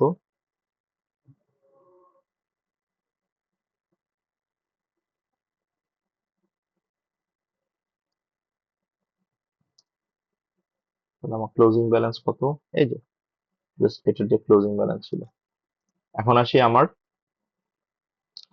ডেপ্রিসিয়েশন এই বছরে কতটুকু চার্জ করছে, যেটা আমার প্রপার্টি প্ল্যান্ট এন্ড ইকুইপমেন্টের ভ্যালুটাকে কমাই দেয়, রাইট? Yes sir. ডেপ্রিসিয়েশন এটা আমার কোত্থেকে আসছে, এই যে ও কোশ্চেনে বলেই দিছে ডেপ্রিসিয়েশন এই বছরে কত চার্জ করছে। এন্ড দেন আমার এখানে একটা ফেয়ার ভ্যালু অ্যাডজাস্টমেন্ট ছিল, রাইট? Yes sir.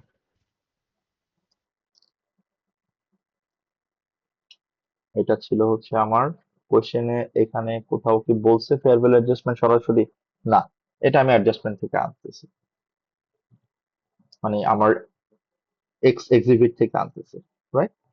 এখন আমি যদি টোটালটা করি,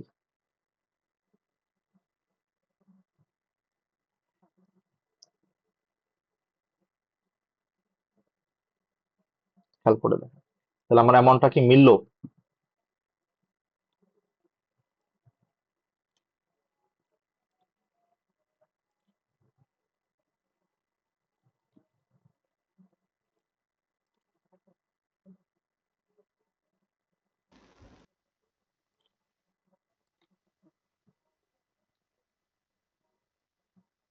that's the problem. Okay,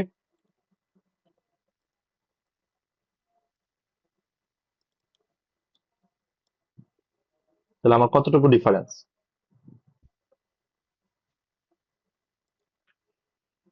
sir হ্যাশট্যাগের sign হয়ে আছে।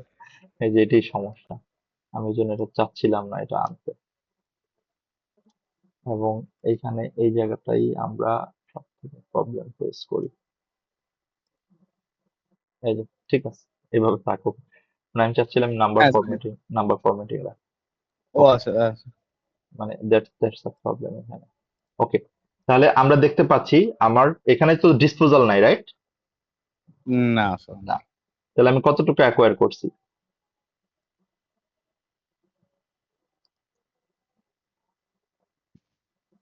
এইটা মাইনাস এইটা, ঠিক না? Yes sir. এক্স্যাক্টলি এটাই তো। হ্যাঁ।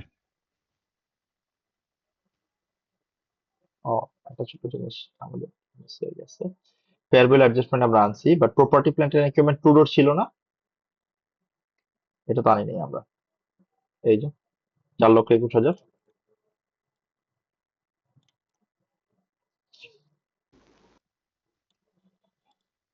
এটার আগে এটা আসবে।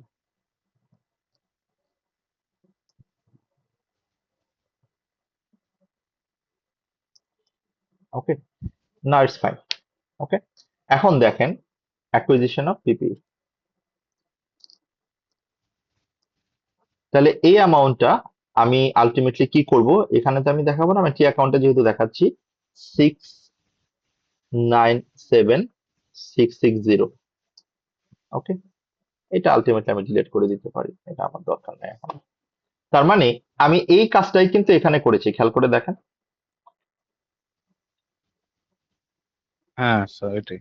মানে বুঝতে পারছি ব্যাপারটা। তার মানে এখন আমি আসলে মানে আলটিমেটলি যদি আমি বলি, দেখেন ও কতটুকু দেখাইছে। ও দেখাইছে হচ্ছে প্রপার্টি প্ল্যান্ট এন্ড ইকুইপমেন্ট। আমি যদি আমাদের এখানে যাই, acquisition of property plant and equipment 543,600, but ওর দেখাইতে হবে কত আসলে? স্যার সিক্স কি জানি 69766। ক্লিয়ার? তাহলে আমি হ্যাঁ যদি, সরি, এটা তো হচ্ছে আমার রিভাইস ফিগার। আমি acquisition of property plant and equipment এখানে চলে যাই, এই acquisition of Tudor. So acquisition of টুডুর এখানে আমার পিপিই এর যে মুভমেন্টটা, আমি এই অ্যামাউন্টটা এখানে নিয়ে আসবো। আসলে এই অ্যামাউন্টটা এখানে থাকবে না। ও, এটা তো লক সেল, এটা আমি করতে পারবো না চেঞ্জ। ওকে, ঠিক আছে। তাহলে এখন আসেন যে আমার property plant and equipment actually কতটুকু দেখানোর কথা, 697660, বাট ও দেখাইছে কত, 543600। 5436। ঠিক না? এটা ও ঠিক দেখায়নি, তাহলে এটা আমাকে রিভাইজ করতে হচ্ছে। তাহলে আমার প্রপার্টি প্ল্যান্ট এন্ড ইকুইপমেন্টের ওয়ার্কিং কিন্তু ডান। এটা আমি এখন এক্সপ্লেন করতে পারবো না যে প্রপার্টি প্ল্যান্ট এন্ড ইকুইপমেন্টের ওয়ার্কিং মানে অ্যাডজাস্টমেন্টটা কিভাবে করলাম আমরা।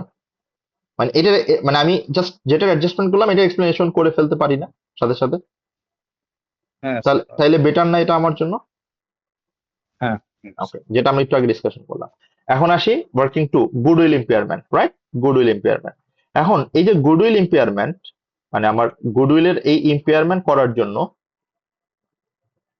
আমাকে কি করতে হবে, আগে প্রপার গুডউইলটা ক্যালকুলেট করতে হবে, ঠিক না?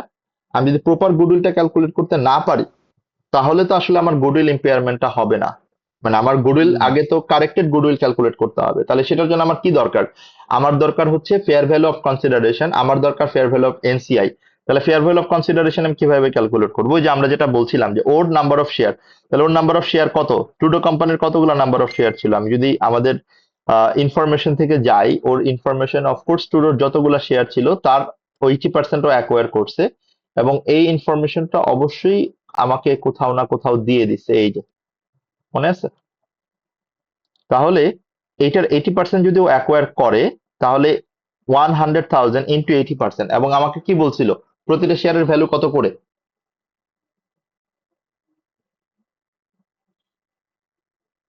$5 করে বলছিল না ক্যাশ কনসিডারেশনের জন্য?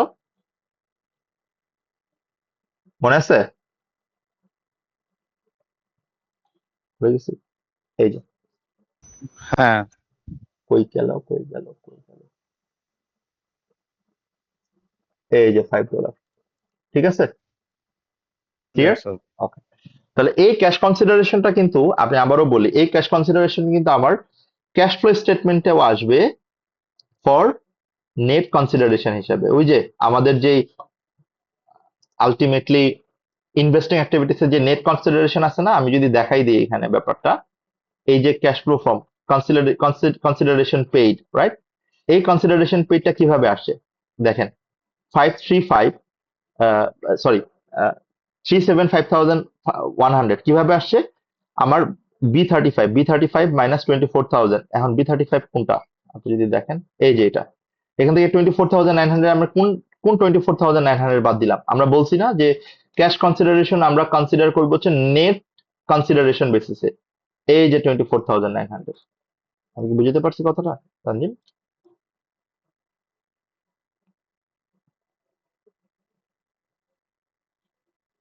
তানজিম? বুঝতে পারছি। হ্যাঁ। তার মানে আমরা আমাদের এই একই সাথে দুইটা জিনিস কিন্তু করতেছি নেট নেট নেট বেসিসে। তাহলে নেট বেসিসে কত হবে? এই cash consideration less any cash and cash equivalent, ঠিক না, যেটা কোয়েশ্চেনে দেওয়া আছে। কোয়েশ্চেনে দেওয়া আছে আমার ক্যাশ অ্যান্ড ক্যাশ ইকুইভ্যালেন্ট 24,900। এটা ডান। এটার কাজ কিন্তু আমাকে আর নতুন করে করতে হবে না, আমি অলরেডি এটার কাজ করে ফেলছি। এখন আসেন fair value of consideration, fair value of share consideration. Fair value of share কনসিডারেশনের অ্যামাউন্টটা কিভাবে হবে? $1,00,000, এটার 80% আমি অ্যাকোয়ার করছি। এই 80%-এর আমি প্রতিটা চারটার জন্য একটা করে শেয়ার দিব, যেটার ভ্যালু হচ্ছে $13 করে। এগ্রি? এইটা কিন্তু আবার ক্যাশ ফ্লো স্টেটমেন্টে আসবে না, বিকজ এটার জন্য আমি কিন্তু কোনো ক্যাশ দিচ্ছি না, ঠিক না?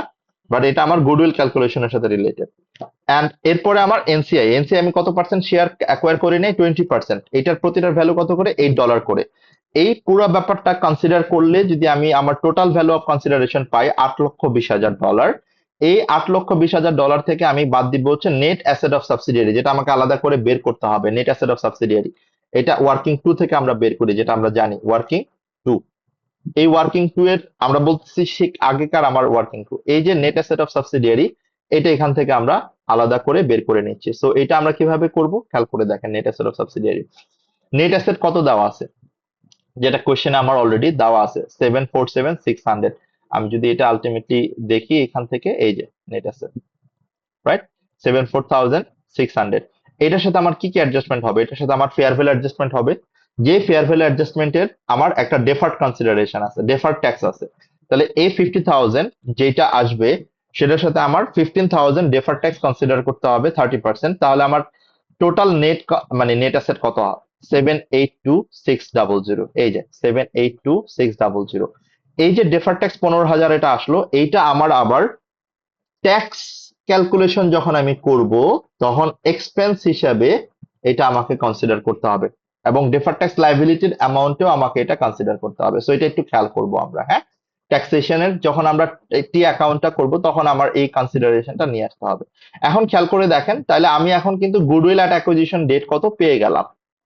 গুডউইল অ্যাট অ্যাকুইজিশন ডেট কত? 37,400। আমি কিন্তু ট্রু ডটটা বের করতেছি, তার সাথে আমার ওপেনিং গুডউইল কত ছিল? এই যে ওপেনিং গুডউইল, গুডউইল কিন্তু এটা দেওয়া আছে। Goodwill at opening date, goodwill এর ওপেনিং ডেট কত? এই যে 441,000। এই যে কোশ্চেন কই, কোশ্চেন কই, এই যে 441,100। তাহলে এই দুইটা যোগ করার পরে কিন্তু আমার গুডউইল হওয়ার কথা 447,400, বাট আমার আছে কত? খেয়াল করে দেখেন, আমার গুডউইল অ্যাকচুয়ালি থাকার কথা কত? 4,78,500, বাট আছে কত? 4,47,400। তাহলে আমার ইম্পেয়ারমেন্ট হয়েছে কত? ইম্পেয়ারমেন্ট হয়েছে 31,100।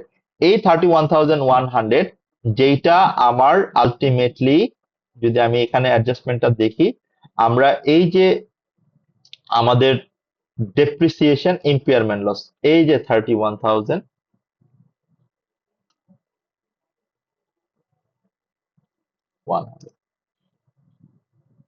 কি বুঝতে পারলাম কথাটা? সঞ্জীব? হ্যাঁ স্যার, বুঝতে পারছি। সো তার মানে দেখেন, আমরা যে কথাটা বলতেছি আসলে এখানে আহ, আমাদের আলাদা করে আসলে ওইরকম ভাবে কিছু নাই। মানে আমরা জাস্ট নর্মাল যে আমাদের কনসলিডেশনটা করি, ওই নর্মাল কনসলিডেশনটাই এখন আমি যখন রিভাইসড অ্যামাউন্টটা করব, যেমন এটার তো রিভাইসড অ্যামাউন্ট হবে না, রিভাইসড এইটাই। এটার তো রিভাইসড অ্যামাউন্ট হবে না, এটা এইটাই। ইম্পেয়ারমেন্ট লসের জাস্ট রিভাইস অ্যামাউন্টে আমার এই অ্যামাউন্টটা চলে আসবে। ইনক্রিজিং ইনভেন্টরি আমরা এই অ্যাডজাস্টমেন্ট গুলাতে আসতেছি, এই অ্যাডজাস্টমেন্ট গুলো আমরা কিভাবে করব সেটা আমরা দেখাচ্ছি। বাট এই পর্যন্ত কি আমরা বুঝতে পারছি যে how to do the cash flow statement from the perspective of group accounting? এখানে আসলে মেইন রোলটা প্লে করে গ্রুপ অ্যাকাউন্টিংটাই, বাট ক্যাশ ফ্লোটা আমার যতটুকু কানেক্টেড, ততটুকু আমাকে রিফ্লেকশনটা দেখাইতে হয়, অ্যাডজাস্টমেন্টটা দেখাইতে হয়। ক্লিয়ার? হ্যাঁ স্যার, ক্লিয়ার। ওকে, এখন আমরা দেখি আমাদের পরের অ্যাডজাস্টমেন্টটা আমরা কি করছি। সো আমাদের গুডউইলের ইম্পেয়ারমেন্ট ডান। তাহলে এখন কিন্তু আমরা ট্যাক্সেরটা করতেই পারি, কারণ আমার ট্যাক্সের ক্যালকুলেশন করার জন্য যা যা ইনফরমেশন দরকার, সবগুলো ইনফরমেশন কিন্তু উই হ্যাভ অলরেডি কনসিডার্ড, ঠিক না? ট্যাক্সেশন আমরা এখন অটোমেটিক্যালি ক্যালকুলেট করতে পারি। তাহলে ট্যাক্সের ক্যালকুলেশনটা কিভাবে করব খেয়াল করে দেখেন। আমাদের opening balance, closing balance, right, and এখানে আলটিমেটলি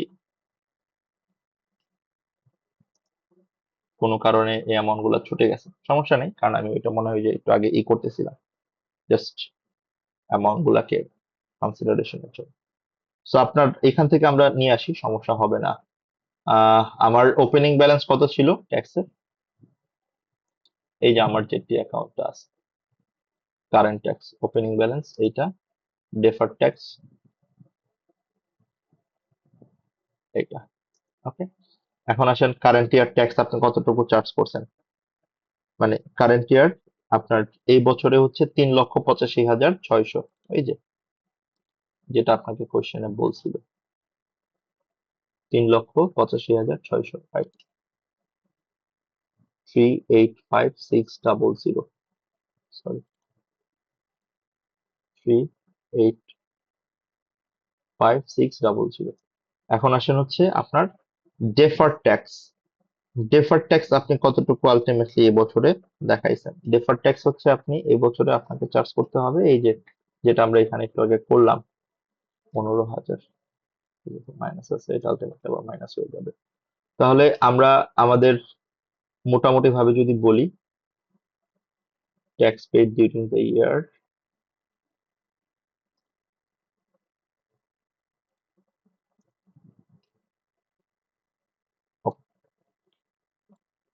এই অ্যামাউন্টটা যদিও এখানে সরাসরি বের করা আছে, বাট আমি অ্যামাউন্টটা একটু সরাই দিই। ক্লোজিং ব্যালেন্স গুলা ঠিক যেভাবে আমার স্টেটমেন্ট অফ ফাইন্যান্সিয়াল পজিশনের ক্লোজিং ব্যালেন্স দেওয়া ছিল, এখান থেকে আমি নিয়ে আসি, নাথিং নিউ। এই ডেফার্ড ট্যাক্সটা এখান থেকে নিয়ে আসি। সো দুইটা জিনিসই এখানে দেওয়া আছে। জাস্ট এখন আপনাকে বের করতে হবে যে আপনি কতটুকু ট্যাক্স পে করছেন এই বছর। এখন কতটুকু ট্যাক্স পে করছেন সেটা আমরা কিভাবে বের করি, আমরা জানি অলরেডি যে আমার এখানে যে ব্যালেন্সটা দেওয়া আছে এই ব্যালেন্সটা এক সমান হবে। কেন এক সমান হচ্ছে না? বিকজ অফ আমি ট্যাক্স পে করে দিছি 4,13,200। এই 4,13,200 এটাই বেসিক্যালি হচ্ছে আমার এই বছরের ট্যাক্স পেমেন্ট, যেটা আমরা আলটিমেটলি আমাদের কনসিডারেশনে নিয়ে আসবো। এটা একটু জাস্ট ইয়েলো করে ডিফারেন্ট কালার করে দিই, যে আমার এটা কনসিডারেশন অলরেডি নেওয়া হয়েছে। তাহলে এই ট্যাক্স পেইডটা আমরা এখানে আলটিমেটলি আমাদের অ্যাকুইজিশন অফ সাবসিডিয়ারি এই অ্যাডজাস্টমেন্টে নিয়ে আসবো। ট্যাক্স পেমেন্ট হয়ে গেল, এই যে ট্যাক্সেশন পেইড। বাট এটা তো আর আসবে না, আমার আলটিমেটলি এখানে আসবে হচ্ছে যতটুকু ওর মুভমেন্ট, রাইট? মানে আমার অ্যাডজাস্টমেন্ট যদি বলি, 4,00,000 হয়ে গেল, এই যে, that's it. Okay, so that is how actually we can calculate. এখন আলটিমেটলি ও কিন্তু অলরেডি, খেয়াল করে দেখেন, ও কিন্তু অলরেডি মানে 3,50,600 মানে ই করছে, কি বলে, কনসিডার করছে। তাহলে কতটুকু অ্যাডিশনাল কনসিডার করতে হবে? যতটুকু। সো আমি আলটিমেটলি এভাবেও করতে পারি, অথবা আমি আমার এই রিভাইসড অ্যামাউন্ট পুরোটাই আসলে 4,13,200 এখানে নিয়ে আসতে পারি। দেখেন, তাও হয়, আমি একইভাবে করতে পারি। সো আলটিমেটলি আপনি যে মেথডই করেন, যে পয়েন্টেই করেন, কোনো প্রবলেম নাই। তাহলে ট্যাক্স পেইডটা কিভাবে করব আমরা সেটাও দেখলাম। এখানে আলটিমেটলি টি অ্যাকাউন্টটা আছে, সো আপনারা হোপফুলি দেখতেই পারবেন যে কিভাবে ট্যাক্স পেইড এর অ্যাকাউন্টটা করা যায়। আর কি কোনো অ্যাডজাস্টমেন্ট বাকি আছে ওয়ার্কিং ক্যাপিটাল ছাড়া? একটু দেখেন তো। তার মানে আমরা আহ, কয়টা এক্সপ্লেনেশন দিতে হবে? প্রপার্টি প্ল্যান্ট এন্ড ইকুইপমেন্টের এক্সপ্লেনেশন দিতে হবে, এরপর গুডউইল ইম্পেয়ারমেন্টের এক্সপ্লেনেশন অনেক বড় হবে, অনেক ডিটেলস আমাকে দিতে হবে, এরপর আমার ট্যাক্সেশন পেইড এর এক্সপ্লেনেশনটা দিতে হবে, রাইট? তারপর আমার এই ওয়ার্কিং ক্যাপিটাল যে মুভমেন্টটা সেটার অ্যাডজাস্টমেন্টটা দিতে হবে। সো ওয়ার্কিং ক্যাপিটাল মুভমেন্টটা যদি আমরা দেখি, যে ওয়ার্কিং ক্যাপিটাল মুভমেন্টের এখানে ও কি করছে, ওয়ার্কিং ক্যাপিটাল মুভমেন্টে ও দেখাইছে হচ্ছে 658,000, বাট আমাকে জাস্ট এই অ্যামাউন্ট গুলো এখন ক্যালকুলেশন নিয়ে আসতে হবে। আমার ইনভেন্টরি বাড়ছে কতটুকু, রিসিভেবল বাড়ছে কতটুকু, অ্যান্ড পেয়েবলস কমছে অথবা বাড়ছে কতটুকু। তো এটা আমি আলটিমেটলি আমাদের এখান থেকেই নিয়ে আসতে পারবো, স্প্রেডশিট থেকে। এই যে জাস্ট 256,000, 220,000 and 24,900। সো এক্স্যাক্টলি এই অ্যামাউন্টেই আমরা এখান থেকে দেখলাম, 222,300।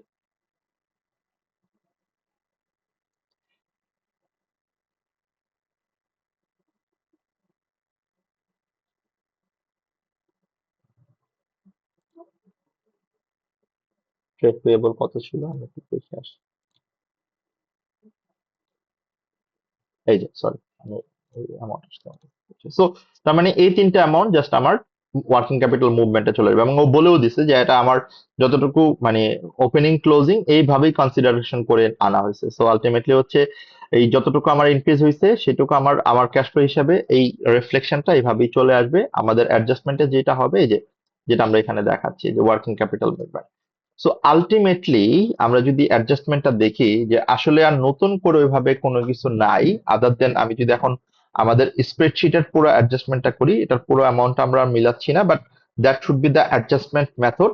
এখন এখান থেকে আমরা যে পয়েন্টটা এক্সপ্লেনেশনের কথা বলছিলাম, যেটা আপনার পয়েন্ট ছিল যে এক্সপ্লেনেশন আমরা কিভাবে করব ওয়ার্ড প্রসেসরে, তাহলে আমার কয়টা আলটিমেটলি অ্যাডজাস্টমেন্ট মানে করা হইলো আমি যদি একটা একটা করে দেখি। অ্যাকুইজিশন অফ, আমরা বুলেট পয়েন্ট এভাবে ইউজ করব, acquisition of PPE number one. Number two কি আমার গুডউইল ইম্পেয়ারমেন্ট, রাইট?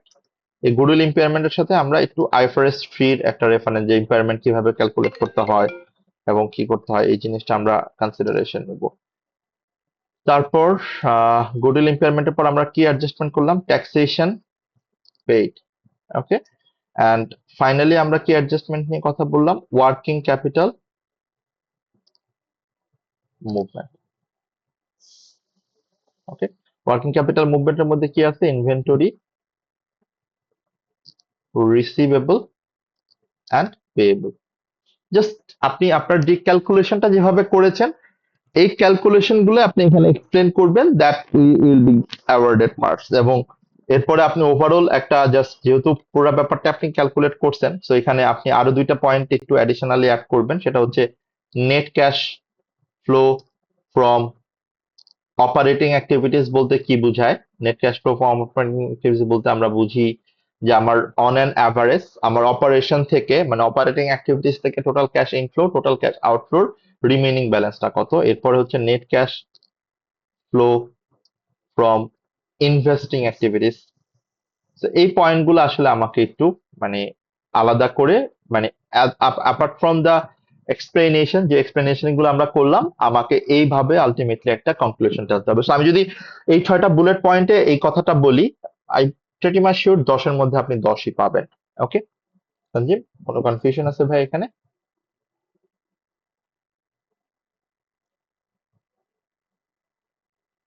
না স্যার, আপাতত ক্লিয়ার। ওকে, এখন আমরা পরের যেটা মানে আরেকটা তো কোয়েশ্চেন ছিল যেটা আমার ফাইন্যান্সিয়াল ইনস্ট্রুমেন্ট রিলেটেড, ওইটা আমরা একটু দেখি যে ওইটা আমরা কিভাবে আসলে দেখবো। ওকে, সো ফাইন্যান্সিয়াল ইনস্ট্রুমেন্টের আমরা এক্সিবিটটা একটু পড়ে ফেলি, যে এখানে আসলে খুব একটা বড় এক্সিবিট না, ছোট্ট একটা exhibit. The Cabello Group has a number of financial instruments presented within its consolidated statement of financial position. কি কি ইনস্ট্রুমেন্ট ছিল? Some group entities which had surplus cash resources had acquired debentures in other non-group entities to increase returns. তার মানে acquisition of debenture, right? Acquisition or acquired debentures. তাহলে এখন আপনি আমাকে বলেন এটা আমার জন্য কি?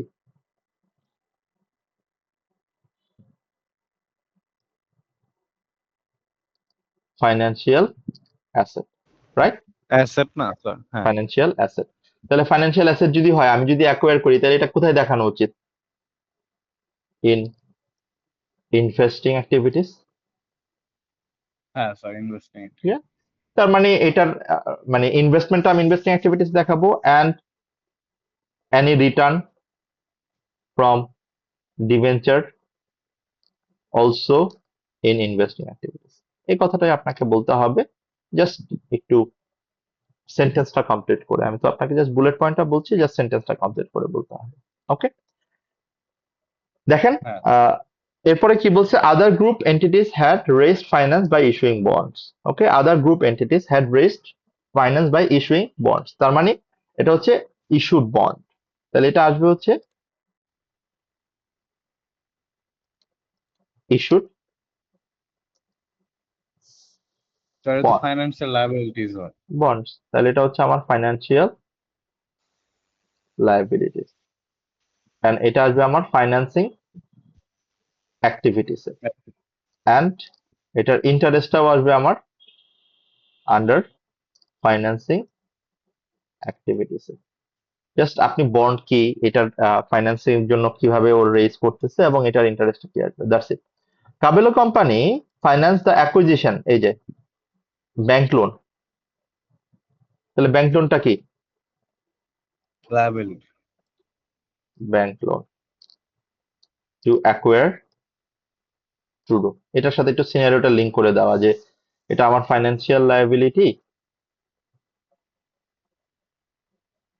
And this will come under financing activities, right?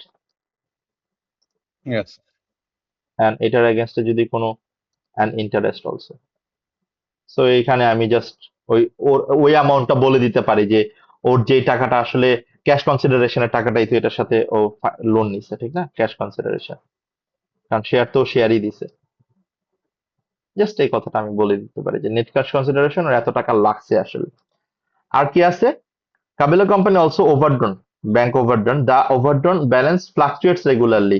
এই কথাটা আপনাকে মিন করতে হবে যে ব্যাংক ওভারড্রন মানে ওভারড্রাফট, ব্যাংক ওভারড্রন যেটাকে আমরা বলি, এটা হচ্ছে, আমরা তিনটা বলছিলাম, তার মানে চারটা। Bank overdrawn, that should not come under any activities, but that will be considered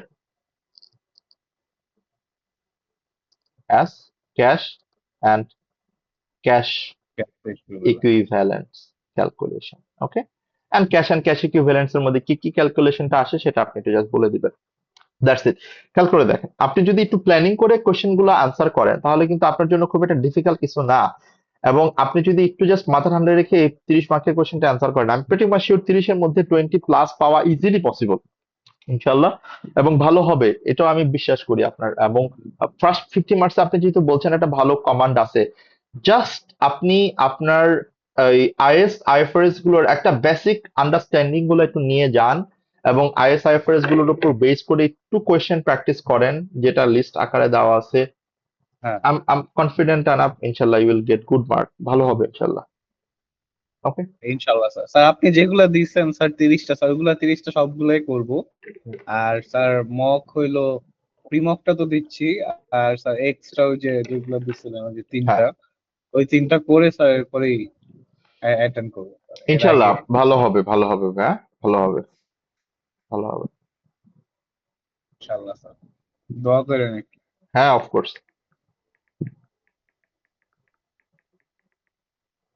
ঠিক ঠিক আছে আছে। স্যার, তাহলে স্যার হ্যাঁ, কালকে ক্লাসটা কখন নেব স্যার, সকালে নাকি? সকালে সকালে সকালে। আচ্ছা, সেম টাইম স্যার, 11টা? হ্যাঁ। আচ্ছা, ঠিক আছে স্যার, ধন্যবাদ। ওকে, ধন্যবাদ ভাই। আল্লাহ হাফিজ। আসসালাম। ভালো।